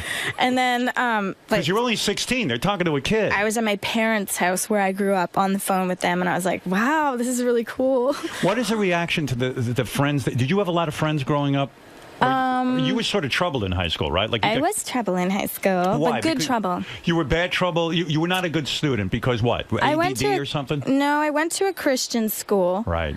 And then when I got to high school, I was like, beer? Anybody? Beer? And like... You freaked out. I was like going to the stalls with my girlfriends in grade 9, like chugging Mike's Hard Lemonade and be like, wow. Did you become an alcoholic? No. No. But you partied. I've never done drugs. It was just one of those things where I was like, whoa, my parents aren't here. Like, I can socialize. We can have fun. This was an all-girls school? No, this is like when I got to high school, so grade 9. And then I got into like skateboarding and like wearing the really baggy pants and skate shoes and hanging out with all the guys. So school wasn't cool for you. You just couldn't fit in. Like, I excelled in gym and drama. Right. Everything else. Two very important subjects. You can go far with those. It's really ironic because we had to take music class, and so I was like, okay, I want to learn the guitar, but I kind of already knew it. Classical guitar is what they teach you with like reading music and picking, and I got a 48 in that because they could probably almost want to beat the musician in you out of you with that kind of formal training. It's not fun. I don't have the patience for that. Yeah. All right, tell me about the song "I'm With You." How, when you do the arrangement and all that stuff, do you know like just how to arrange that thing right away? Or is it like 50 different tries to get that whole chorus and the way you lead into it just right? During the recording process? Yeah, during the recording process. How long does that take to get that just right? I remember actually with this song in the studio when it came time to sing it, like I kind of almost had to like practice it a bunch. Like I went in, I sang it, and I wasn't feeling it, and then I went back in the evening, and then I I sang it. We tried, like, turning the lights down and, like, had to get into that headspace. Do you get depressed when you sing it? Depressed? Yeah. No. When I sing this song, this is my favorite one to sing on stage. I love it because I really get to use my voice and range with it. Yeah, all that stuff. And that feels so good for me. And the audience is amazing. And so, like, I play a lot of fast, like, pop rock songs live. And then when it comes time to sing I'm With You, I love I'm With You is about loneliness and depression, though, right? I mean, to me, I don't know. Am I wrong about that? It's really just trying to find that somebody and having questions and really just trying to figure it out. But to me, it doesn't feel depressing. It just feels like a part of life and that journey and, trying to really figure things out. So you don't get sad when you sing it? You don't start crying or anything like that? No. I actually feel good when I sing it. And you won a Grammy for that, didn't you? I have not won a Grammy. No. Weren't you nominated for that? I've been nominated for 8 Grammys, and I don't have one. Does that matter to you, or you just don't care? I'd be lying if I would say it didn't matter. But like the other day when we were at home, it was kind of cool. There's got to be one on eBay somewhere. I'll get one. I was just thinking that, right? I was actually, because we got a new house and stuff, and we're like organizing. I was organizing like all my awards, and I was looking at them, and I was like, I've got a lot of Junos, a lot of VMAs. She's got Moon Man and Moon Man. What's the gold one? The World Music Awards. The World Music Awards. You've got a bunch and of I was those. like, okay, it's in front of my desk. I'm like, okay, I need a Grammy. Well, the Grammys, I guess, still are the sort of the pinnacle, right? Yeah, and when you get nominated, you get like a big plaque for the wall that has like a little mini plastic Grammy sitting in it. But it just doesn't do it. The nomination isn't good enough. It's awesome because I have that award and you have that award, and it says like everyone who was nominated that year, and like there's like a Nickelback and then Avril Lavigne, and like we both have the same one. So I'm like, yeah. I like that you say that you would, like you have a special place for your awards, because it seems like the cool thing to say is I took them and threw them in the bathroom or something, and it doesn't matter to me. But it does matter, right? I mean, it is nice to be acknowledged. It's really nice. It's nice to see. We don't put them all around the house. We like either put them in the pool table room or like the office or like the basement, right? Like that kind of thing, or the studio. But it's really nice, yeah. Why not? I mean, it would be nice. Who beat you out? Was it all like Nora Jones, right? Yeah. I remember I was up for Best New Artist, and then Nora Jones got it, and I don't remember the other ones. But my first record, I was nominated for 5, and then. It's like every new artist that shows up leaves with 6 of the damn things. Sometimes it's a jinx, though, when you're a new artist and you win, and then you never hear from these people again. That's what they used to say, yeah. It's true. They used to say that. And now Nora Jones, what's she doing now? I mean, you're still around and she's not. Maybe she should turn over her Grammy. She's making music, Howard. I don't know. I don't see her anywhere. The song Breakaway that you wrote, why did you give that to Kelly Clarkson? Why wouldn't you record that? That's a really good song. It was a huge hit. What was going through your mind on that? I wasn't feeling it. You didn't feel Breakaway? No. You didn't know it would be a hit? I wasn't feeling it. Like sometimes that happens. I just wasn't feeling it for me, and Kelly got the song. We gave Kelly the song, and what do you mean we gave it to her? How do you do that? Well, I was asked if Kelly could have the song, and I was like, sure. And then had you recorded a sort of a demo track of it? Probably like a really rough demo. Right. That would sound like ass. Right. But she did an amazing job. She has. She heard the song singer. Breakaway. Yeah.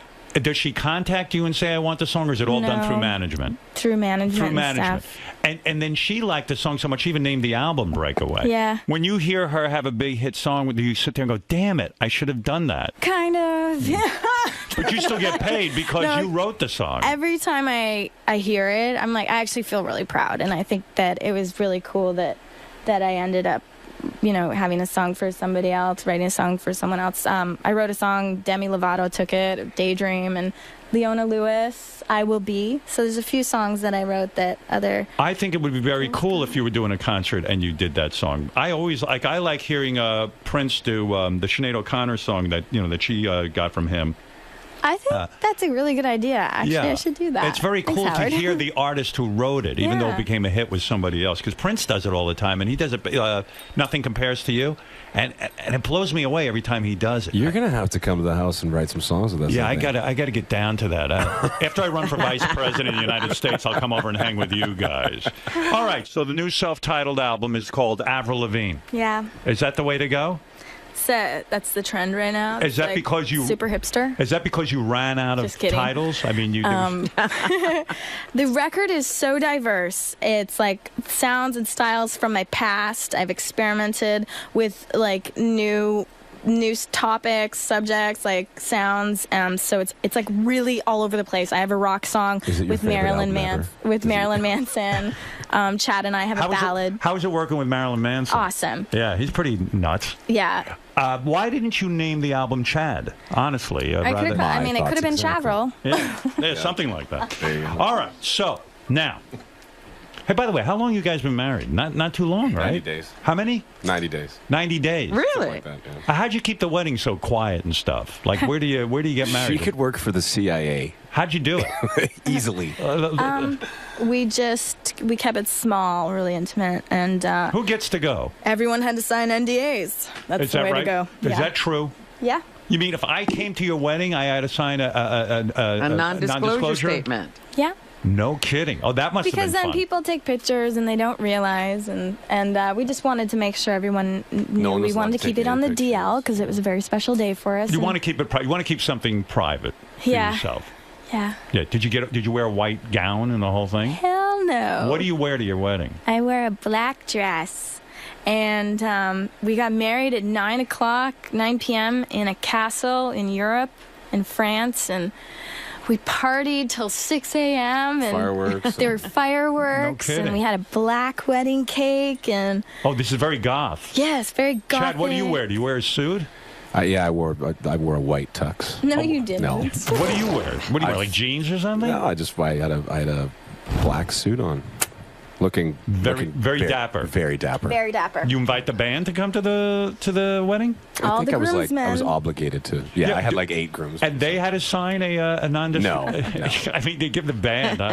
Mostly relatives and stuff. Right. With the iPhones, you got to make sure they don't release any pictures and things. Because you try to explain to people, look, I'm trying to keep my life private. And when are we going to have kids already? What's happening with that? 90 days, Howard. Can they have a moment? 3 months, Howard. I heard the theory that Avril is already pregnant. True or false? That's false. False? Yes. Do I believe that? Yeah. Does she look pregnant? No.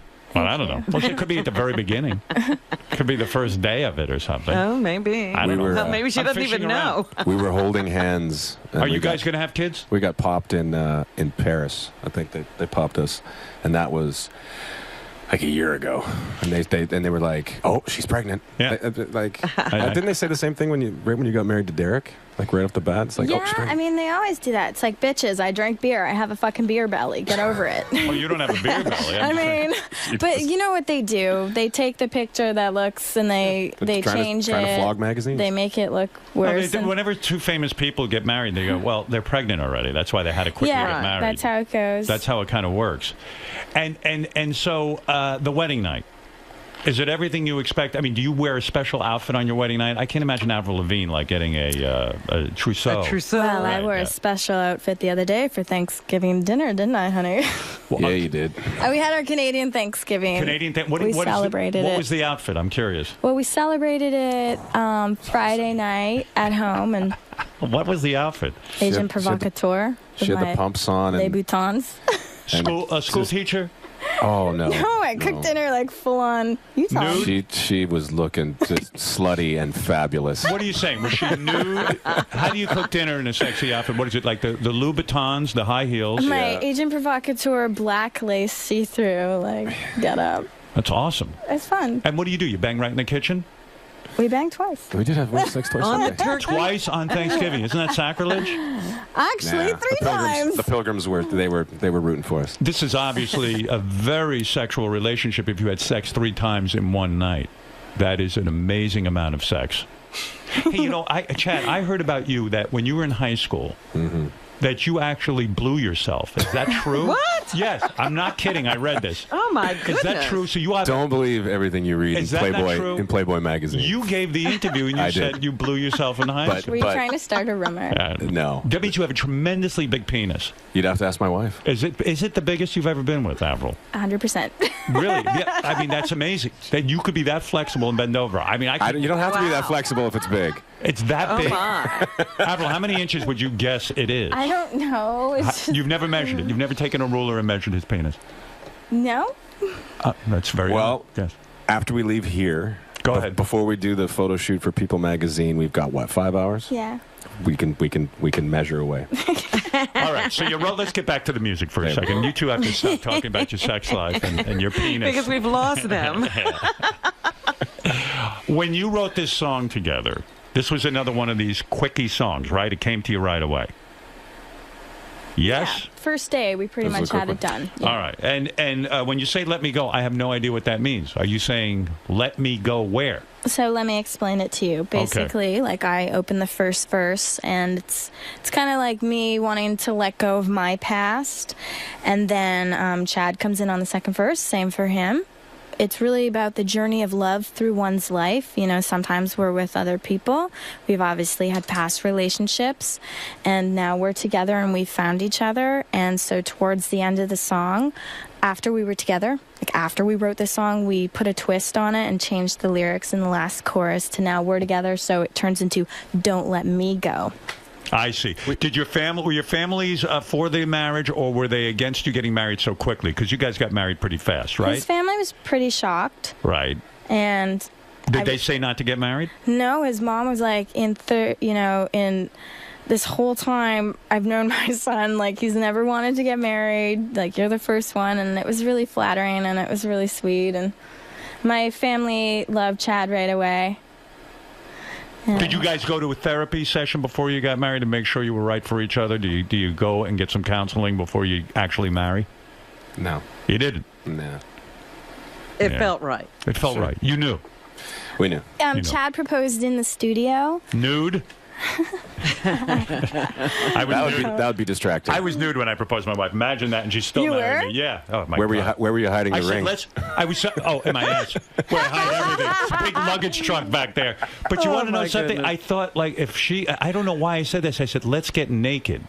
And I don't even know why. I mean, why would I do that? What is your sign? I'm a Capricorn. Okay. You should be a Scorpio, though. Yeah, you know that, that right? sounds like I a Scorpio should. trait. I don't believe in any of that.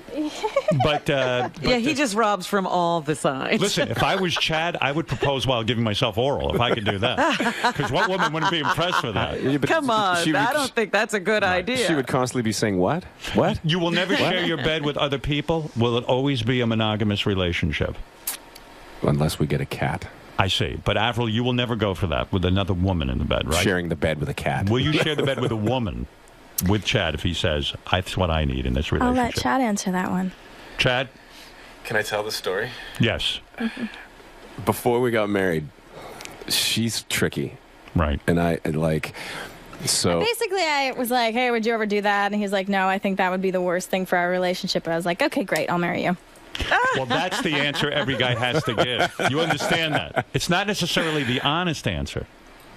It's the answer a guy, unless the guy's a complete moron, he knows not to say. You know, we're getting married and making that commitment for a Right. reason, and that would be problematic. I believe so. Chad, let's wait like 30 years till, like maybe we need to change things up and then we readdress, it's like, but for now, everything's cool. We got this. Yeah, I would actually be jealous if my wife was with another woman. That came up during that conversation. I said, what if this girl starts performing things on you and she's doing a better job than I can do? Right. I'm going to be a little You're pissed. going to lose her. That's Sure, it. That's the end of it. All right. Yeah, if I were you, I'd be careful of that, too. Whoa! Absolutely. Avril Lavigne's new self-titled album, and it features a song called Let Me Go that she performs with Chad, her husband. And doesn't it piss you off when you see people lip-syncing more and more? I mean, I get really annoyed when I see somebody supposedly doing a live performance and they can't sing. I mean, that that to me is the best. When two people get up and they start singing, stripped down, and you can really hear their voices. But no one's doing that anymore, right? There's been a couple times I get during kind of this jealous interview. when I'm watching the TV and people are like dancing all over in lips. I'm like, no fair, bitches. It doesn't feel fair, does it? Just even this interview alone, like sometimes I hear the sound of your voice coming in my ear, but your lips aren't moving. That's right. I record all the questions beforehand. I never work live. It's very dangerous. It's like walking a tie wire. Listen, you two. Well, how do they take care of their voices? Because they do really sing. Are you guys superstitious about your voices? Do you do a whole like you do have what do they call that, vocal rest days and all of that? Yeah. Yeah, like I do vocal warm-ups, right. And I drink a lot of throat coat tea, and then I try to be like really quiet day of show. Yeah, we had Metallica in here, and James does like tremendous vocal warm-ups before he goes. I mean, it was like a full concert going on in there right before they just started performing. It was really good. Well, listen, you guys, I'm really thrilled you came by. I wish you a lot of luck with your marriage. Thank you. And I wish you luck with the new album. And we should introduce the rest of your band here, too. We have Steve on keyboards. We got Dan Ellis on guitar. Thank you so much for having us on the show, Yeah, it was great. And we'll be back right after these words. Wow, that was really, really great. Oh, you guys sounded so good. Thank you. I know everyone complains. I got to go, so early in the morning. But I don't know. It sounds good to me. You can't get an afternoon slot? Or... You want to know something? I hate doing mornings, and I don't want to get up at 4 in the morning. But it's where the action is. It's where the biggest audience is. Yeah. And otherwise, you feel like you're wasting your time if you don't do it in the morning. But with satellite, we run the show 24/7, so this will just keep re-airing. And which is great for the people who come in, and it's also really, when you think about it, why do I have to go on that early? Because you're going to hear the show at some point during the day, but whatever. This is the demon that you've been. That thing is like destroyed. You must have been dealing with this your entire career. You've been doing the whole. Oh, it's horrible. Really? Oh my God, it's awful.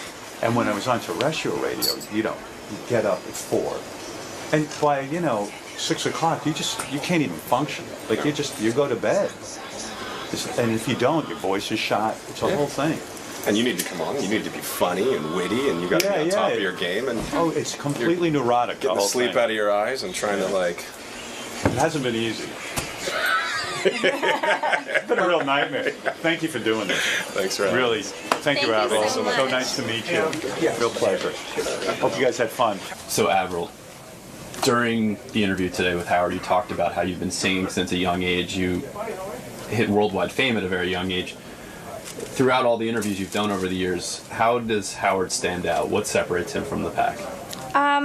What I thought was different with Howard's interview, and I actually really liked it, is that when he'd asked a question, like, he actually really wants to know the answer in depth. And so, like, he kind of kept going back to it, like, he's like, how did you really start singing? Like, I kind of gave him my answer that I give everyone at first, but then he was like, no, really, how did you really get your start? And so I actually got to really talk about that, like, what it was like growing up and where I started singing, and people don't really, like, give you that time to, like, and really necessarily always want to know that stuff. So there was a lot of depth to the questions in the interview, and I thought he was really pleasant, and I thought it went really well, and I felt really comfortable, and I had a really good time. That's awesome. And now I'm excited to see my gift bag. That's What's nice. in here? Did that differ from what you thought prior to going into the studio this morning? I mean, I personally had a good feeling about it. I was like, oh, it's going to be cool. But everyone around me was like, it's Howard Stern. Like, you better go online and look at all his interviews. And I was like, yeah. My publicist was like, you better go online. And I'm like, yeah, I looked at them. She's like, I was just get her off my ass. But I didn't. I just showed up literally. Do you remember I said that on the phone call? I was like, yeah, I watched the email you sent me. And I just got her to stop talking. But no, I was like, I like just showing up and being real, and I don't need to, you got to be honest and you got to be yourself, and he made me feel really comfortable, and I had fun. I want to come back. That's awesome. It's cool. Well, thank you so much, Avril, and good luck with the new album. Thank you.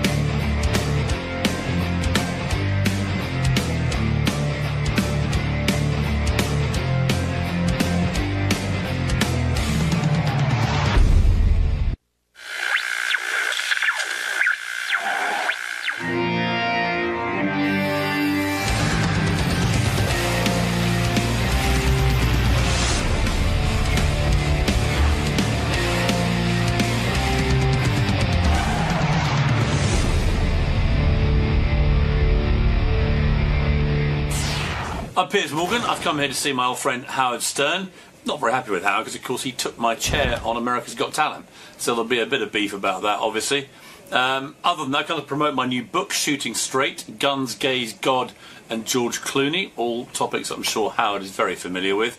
And it should be the normal Howard scenario. He plies me with free gifts and then he rips me to pieces live on air. I'd have it no other way. Particularly enjoy the cupcakes. Do you think that gift bag is a way of him trying to lull you to sleep prior to the interview? It's like the executioner giving you a last meal. You know, it's just rather nice of him. At least I know however bad it gets in there, I walk away with some swag. Some Howard swag. So how bad can life be? It's win-win. It's a win-win. And as with always with this show, I'm British. So nobody in Britain will ever hear this. It doesn't matter. We'll see you in the studio, Piers. Cheers, guys. Piers Morgan has his own talk show on CNN. I'm going to tell Piers his 2 best moments, in my opinion. On his talk show? Yeah. He works for CNN. Hey, Piers, looking good. Good to see you. I saw Piers the other night, but Where? I don't think he saw me. I Where'd was you at see him? CNN. Oh, right. Well, you passed him in the hall? He ran into where I was sitting for a moment and then ran out. Piers is busy. He always seems like you're jet-setting, busy. It sounds impossibly glamorous. It really does. It's really not, but I'm good. How are you? When's the last time I saw you? Was it on your talk show, maybe? I think it probably was. Yeah. Yeah. Was that the first week? I know how important the CNN gig was to you. You had left America's Got Talent. You said, I got to focus on this gig. The first week you go on the air is the biggest pressure because everyone's judging you. And the getting a guest is so damn difficult. You could probably write a book just about getting Oprah as your first guest, right? Yeah, well, I virtually did. How did you? I know. How did you get Oprah? By the way, well, it's like, I mean, as you know, you get guests, big guests, in the most unlikely way. So I was staying down at a hotel in Los Angeles, a Beverly Wilshire, where I lived for a couple of years. And did CNN say to you, "You've got to get a big guest"? Yeah, but listen. I knew the pressure when I was sort of thinking, "Oh, this is all going to be a bit of fun." Replace Larry King, blah blah blah. I remember January the 1st, 2011, walking to Times Square, heavily hungover after a big night at the Monkey Bar here in New York. And what do you drink at the Monkey Bar? This is a good story because I was with Andrew Lloyd Webber's daughter Imogen, who cute, does a lot of, right? Very cute, and does a lot of TV in America. And isn't she like incredibly good looking? Like really, I think right up your alley. Is how I would describe it. I forget where I saw her, maybe on a 60 Minutes piece or something like that. She does a lot of stuff like that. Yeah. Very, very, very smart as well, and I know her dad very well. Anyway, cut a long story short, she got her dad's wine stash. So her dad moved apartments in New York, but left his wine cellar. Now, Andrew Lloyd Webber, for anyone who knows, has one of the greatest collections of French Bordeaux and Burgundy in the world. Because he's a super wealthy man, can afford any bottle of wine. Billionaire, got all the wine you want. I love French wine. So I said, here's the deal, Imogen. I'll throw the party, you're supplying the wine. So she turns up with this 1982 Chateau Latour, all this amazing stuff. So we have the most fantastic night of an orgy of gluttony. When you say an orgy of gluttony, how much wine do you drink? Do you drink 2-3 bottles? Well, through the week, I might have 1 glass a night when I get back from work because you can't do this kind of job, as you know, hungover or even inebriated. And because you have to be prepared for your job, right? You do, right? You have to. And anyone who's any good at it knows that. But at the weekend, when I'm unleashed on a Saturday night, I can, I'm a typical Brit. Right. 1 bottle slips down nicely. Second one comes along. What I found in America is when you order the 3rd bottle of wine, if there's no more than 2 or 3 of you sitting there, they start calling the Betty Ford Clinic. And ambulances start arriving outside, and it's like, okay, we got the heavy boys in tonight. And you're talking about bottles of wine that are worth like thousands of dollars, yeah, right? I mean, the 82 Latour would be, like an 8-gram bottle of wine. Can you tell the difference? Because I've been treated by people to great wines, and sometimes, like, honestly, I don't think I know the difference between Boone's Farm and I have a reasonably good palate, but the reality is, if you know what you're doing with French wine, if you go to Paris or you go down to Nice or somewhere, and you know what you're talking about, which I do to a tiny degree, you can buy a bottle of wine for $30, and it's going to just taste. as good. It's going to taste like an 82 Latour. So when the pressure's on, how come CNN does it? Like, they don't say, "Hey, we'll go get you your first guest." Well, they give you a lot of bookers who are all obviously well-paid booking teams. I've got a load of bookers, but the pressure was building. We got to I remember about December the 20th, we were on air January the 17th. Obviously, everywhere was shut down for 2 weeks for the holidays. And we had nobody. And I was thinking, this is an absolute disaster. Now, I had a way into Oprah. I thought, I've got to get Oprah or Obama. Obama said no. Right. I said, right, we've got to get Oprah because she's just a global figure. The show airs globally. It's a great name. by a pure bit of luck, the general manager of the Beverly Wilshire in L.A., a guy called Radha Arora, I bump into him. He's a good friend of mine. He said, how are you getting on? I said, well, not great. I haven't got any really big starting names. And he said, well, what about Oprah? And I said, well, I don't have any way in. He said, look, Gayle King's a friend of mine. I know Oprah. They're in town, all right? Drop them a line. So I dropped Gayle a line, and Gayle and I became best buddies for the next few days. So the way to Oprah is Gayle King. Who I didn't know, but Gayle became the gatekeeper. Right. And Gayle worked on Oprah so brilliantly that when she finally confirmed that Oprah was going to do the show, and I got a note back saying we're on, when Oprah walked through the door, I remember this, Gayle was behind her to do the interview.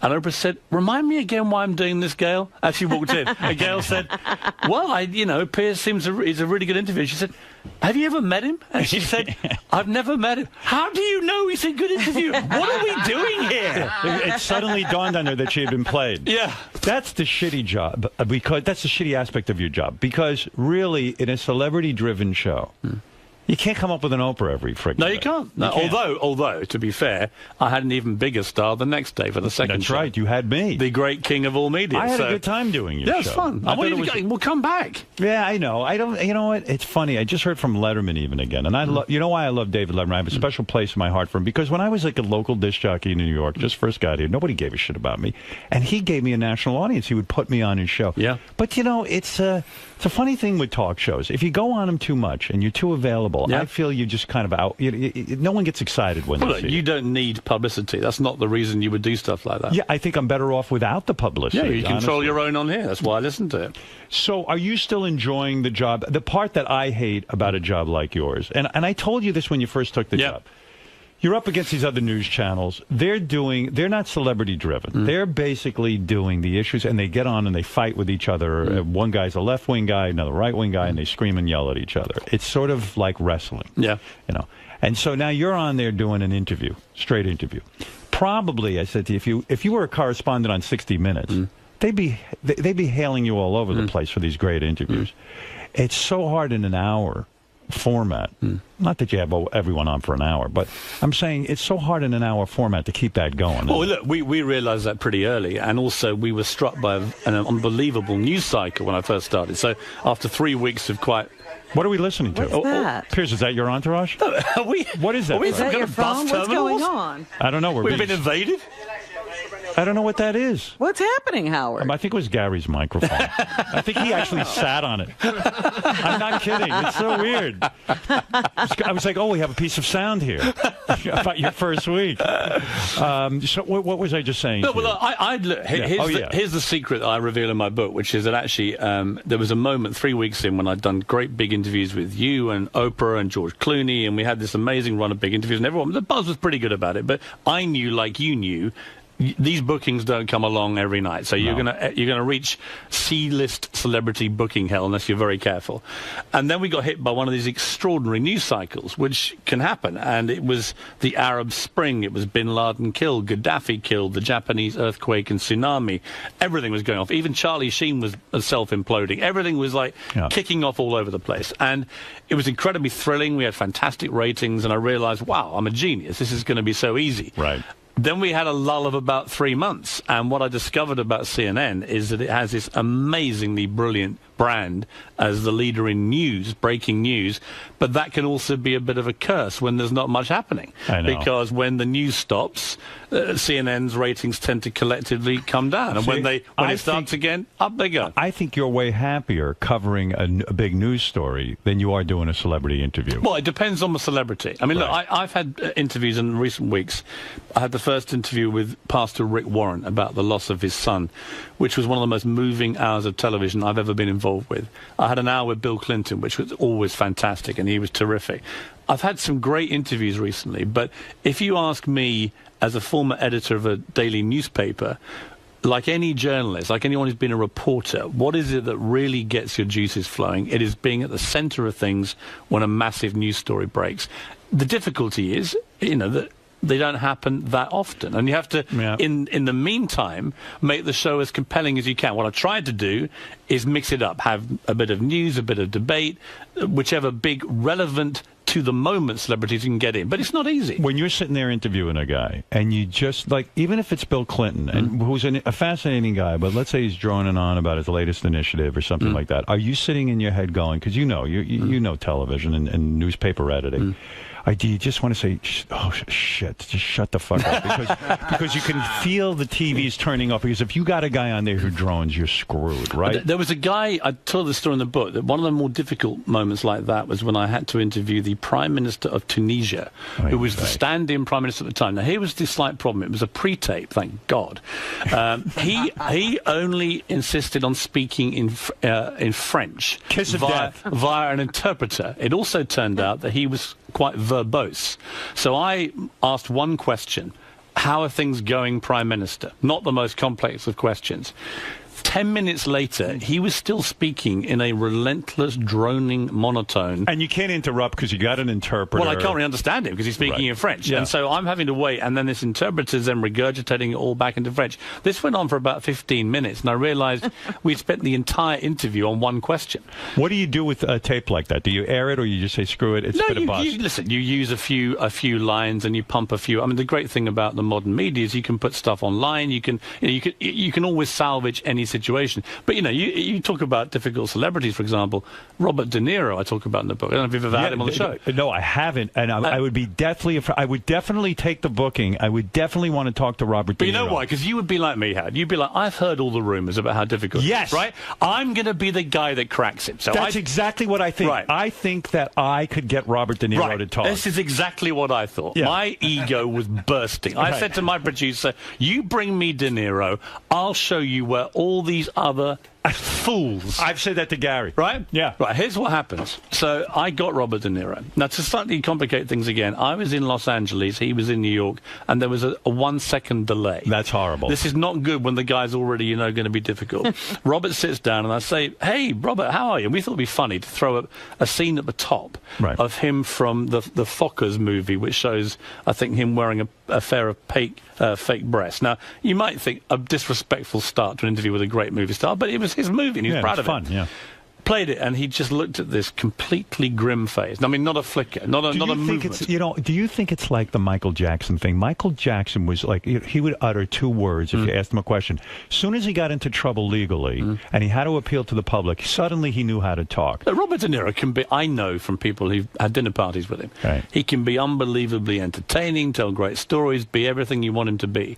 I don't think he likes the whole dynamic of interviews. I don't think he particularly likes journalists. I don't think he particularly likes bothering, flogging movies. He's Robert De Niro. He's Raging Bull. He doesn't need to. Yeah, but a human being to another human being can be nice. You know what I mean? Right. Like you could say, hey, this guy Piers Morgan's got a show. I've agreed to go on it.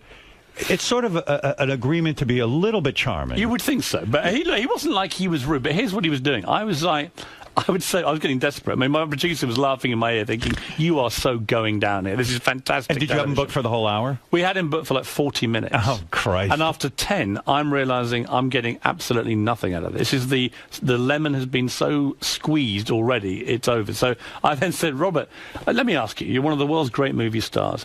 Who do you think is the best movie actor right now out there? Right.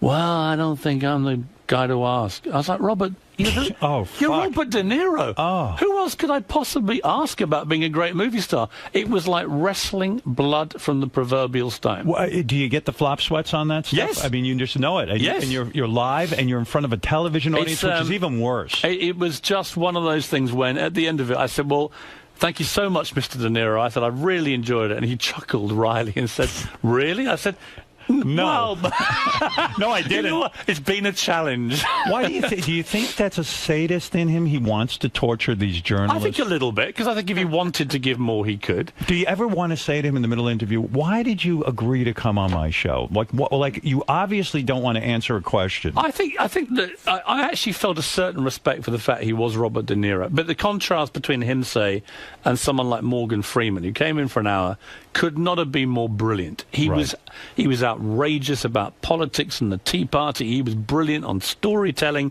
He talked about the joy of movie acting, what it means to be an actor, which actors he loves. Everything about that hour, as it was with Jeff Bridges and other people, was just magical television. You just can't really guess. You know, someone said to me, when I didn't have any pre-knowledge, De Niro, Morgan Freeman, I don't know. You just it's potluck. Yeah, it is. And it's a lot of pressure to be live and sort of rely on your guests to at least do 50% of the work. Yeah. And when they don't, I don't know.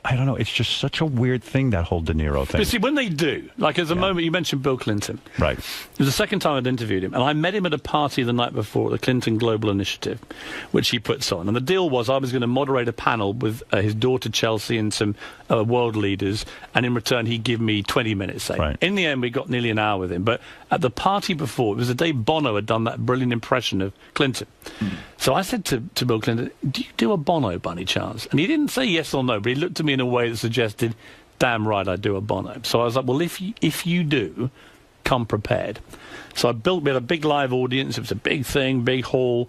In comes President Clinton, sits down, and I just said to Mr. President, I want to start with the one thing that everyone in New York is talking about in the UN General Assembly week and CGI week, and it's this. And I had video cameras all around the video screens like this, all pumping Bono doing his My Bill Clinton impression. Place falls apart. I'm realizing this could go horribly wrong. He may not have a Bono impression, but I go for it anyway because I haven't had the answer. I said, Mr. President, I've got to ask you, do you do a Bono? And there was this wonderful moment, and these are the moments I live for with interviews, where Bill Clinton, one of the great politicians of modern history, reached slowly into his pocket and pulled out a pair of large, dark shades and put them on. I thought, he's going to go for Bono.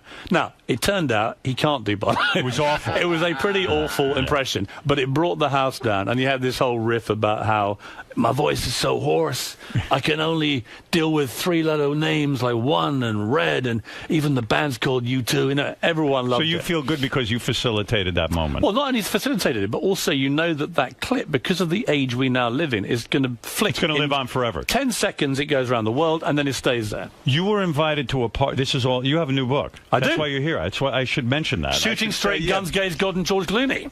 Yeah, right. And it's in stores What's now. What's that name again? It's Shooting Straight, Guns, Gays, God, and George Clooney in stores now. And you can go to PiersMorganBook.com. And, of course, Piers' show is on 9 o'clock at CNN.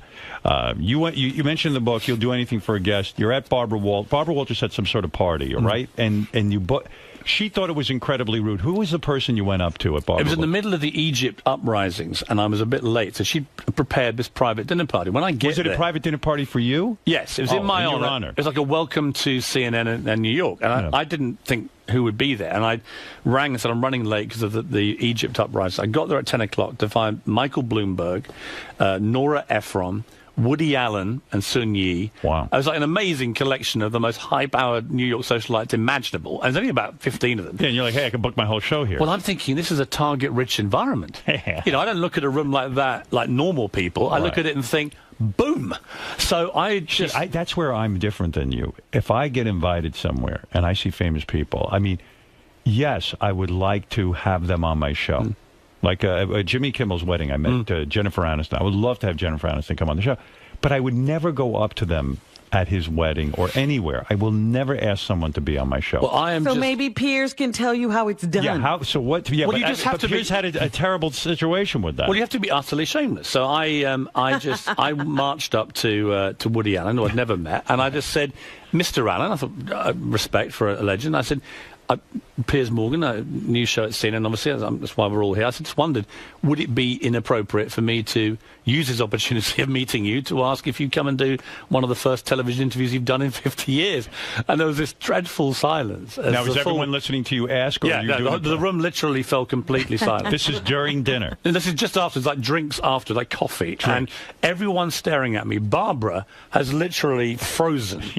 And she suddenly goes, yes, it would be inappropriate. At which point it was brilliant because everybody else then began laughing at the sheer ludicrousness of Barbara Walters, the most shameless booker in the history of television.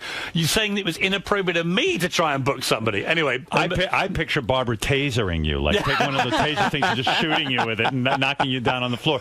You know what it is too, because Woody Allen then is put on the spot. He can't say no in a weird way, but he doesn't want to say yes, and he's like hamana hamana hamana. Yeah. And you're putting it out there because nobody ever does that. I never got near Woody Allen, and Barbara Walters never got near Woody. He doesn't do television interviews, but I must say the sheer discomfort of that moment was quite amusing. It is a shame that Woody Allen wouldn't do a television interview, even if you agreed to just stick to his movies and not get into his wretched personal life.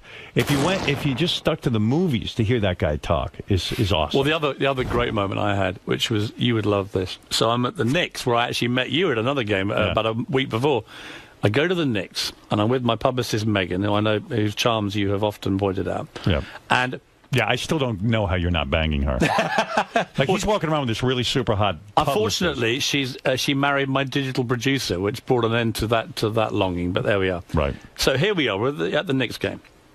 And Bill O'Reilly is at the other corner of the VIP suite where I saw you, with this commissaire with a big jacket and medals and so on. He's unusually tall, right? Aren't you? He's like gigantic. Yeah. I mean, even by your standards, he's gigantic. It's weird, right? He should be playing basketball. Am I watching it? He's when like you see him on TV, you kind of go... You get no sense of height, right? Yeah, right. And he's quite physically powerful as well. So there he is, towering over like this sort of feudal colossus. And I said to Megan, I'm going to go and introduce myself and try and get him to come on the show. And she said, well, don't be ridiculous. He's not going to do that. He's Bill O'Reilly. He's not going to do it.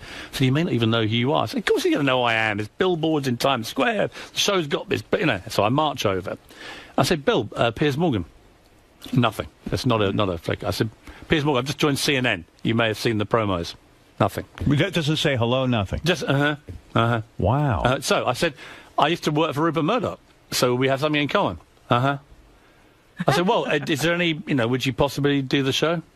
No, I don't think so, no. So anyway, this is now really uncomfortable and I think quite rude. Yeah. So I walk off and I go back to Megan, who's laughing, and she said, he blew you out, right? I said, what a dick. And she went, he's not a dick, he doesn't know who you are. He's just Bill O'Reilly. So I said, okay. Anyway, we let it go. I was seething. And then about 10 minutes later, she says, he's walking over to you. Bill O'Reilly's walking over to you. With his two young girls, who were about 14, one of whom was his daughter and one was her friend. I'd seen that. And he says, Mr. Morgan, he's slightly embarrassed, he's slightly red in the cheeks. And he said, Mr. Morgan, I wonder if you could help me with something. My daughter is a big fan of America's Got Talent. You gotta fucking be kidding me. You have got to be kidding me. Okay, this gets better. Is there any possibility of a photo? So I said, no. I said, of course, Mr. O'Reilly. Nothing would give me greater pleasure. So the girls come either side of me, and I'm doing my normal cheesy, me the big celebrity picture. Yeah. I said, who should we get to take the picture? Maybe you'd like to, Bill. Bill is handed the camera. Now he's like simmering with volcanic lava. This is so great because when you have your kids, like I would never ask them for an interview. Wait. Yeah, there's the denouement, which you will love.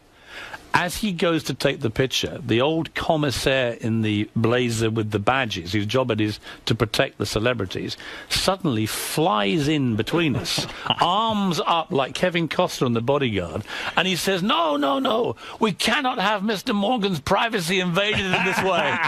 I said, please, sir, I really appreciate your concern, but I'm very happy for Mr. O'Reilly to have this photograph. I'm always I'll tell you something. I must be old school. I get really uncomfortable being a dick to anyone. I mean, unless somebody did something really horrible. I agree with you. You know what I mean? I mean, what was Bill O'Reilly's point? Like, oh, you're working for the competition? I saw him again the other day. He knows I've dined out on this story, and it's in full glorious detail on the book. He knows this. So I saw him at some party the other night, and I just said, hey, Bill. And he just went, hi, Piers, and just walked off. And I thought, he's wonderful. He thinks he's like Emperor Nero. Yeah. And I was like, you know what, buddy? But what is that? Well, I've moved from at least blank to Piers. I mean, it's a movement.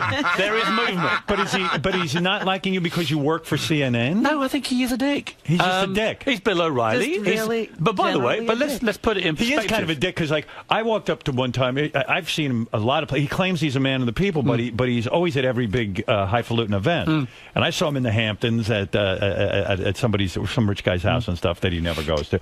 But I'm amused by Bill. I watch his show too, and I remember he just walks up to me and he goes, I want to help your career out. I'm going to let you come on every Wednesday, and I'm going to give you this break. And I went, are you fucking kidding me? You really think I need your help? But he was dead serious. Oh, completely serious. But I have to say, on the other side, I like watching his show. Right. All the reasons that he is quite rude and dickish and bombastic and arrogant. It works in that setting. It is fantastic television if you're into that kind of thing. My dad came over to America for the first time ever last year, and he stayed in L.A. with my mum, and they were having a great time. And every single night, 8 p.m. without fail, he sat and watched Bill O'Reilly after he watched it the first night. He said, who is this guy? I love him. And my dad's like this conservative guy in his 70s. He went, I wish we had someone like him back in England. So if Bill ever wants another job, I can get him a gig. We might send him over to England. That would be a win-win. You try, in an ultimate balls move, you say in your book, you tried to get Rupert Murdoch. Yeah. To do your show, the guy who owns Fox News. Yeah. And what was his response? Well, it was I worked for him before, and I've always had a lot of time for Rupert. I like him very much, and I just kept emailing him, and eventually he went, Piers. He emailed back, Dear Piers, I said, on a scale of 1 to 100, give me something, give me some hope of a possibility of an interview, Mr. Murdoch. And he said, Piers, on a scale of 1 to 100, your chances are less than 0. But I wish you every success with your show. But he likes you, right? He does, but he just didn't. You worked for him. That's probably why he didn't trust me.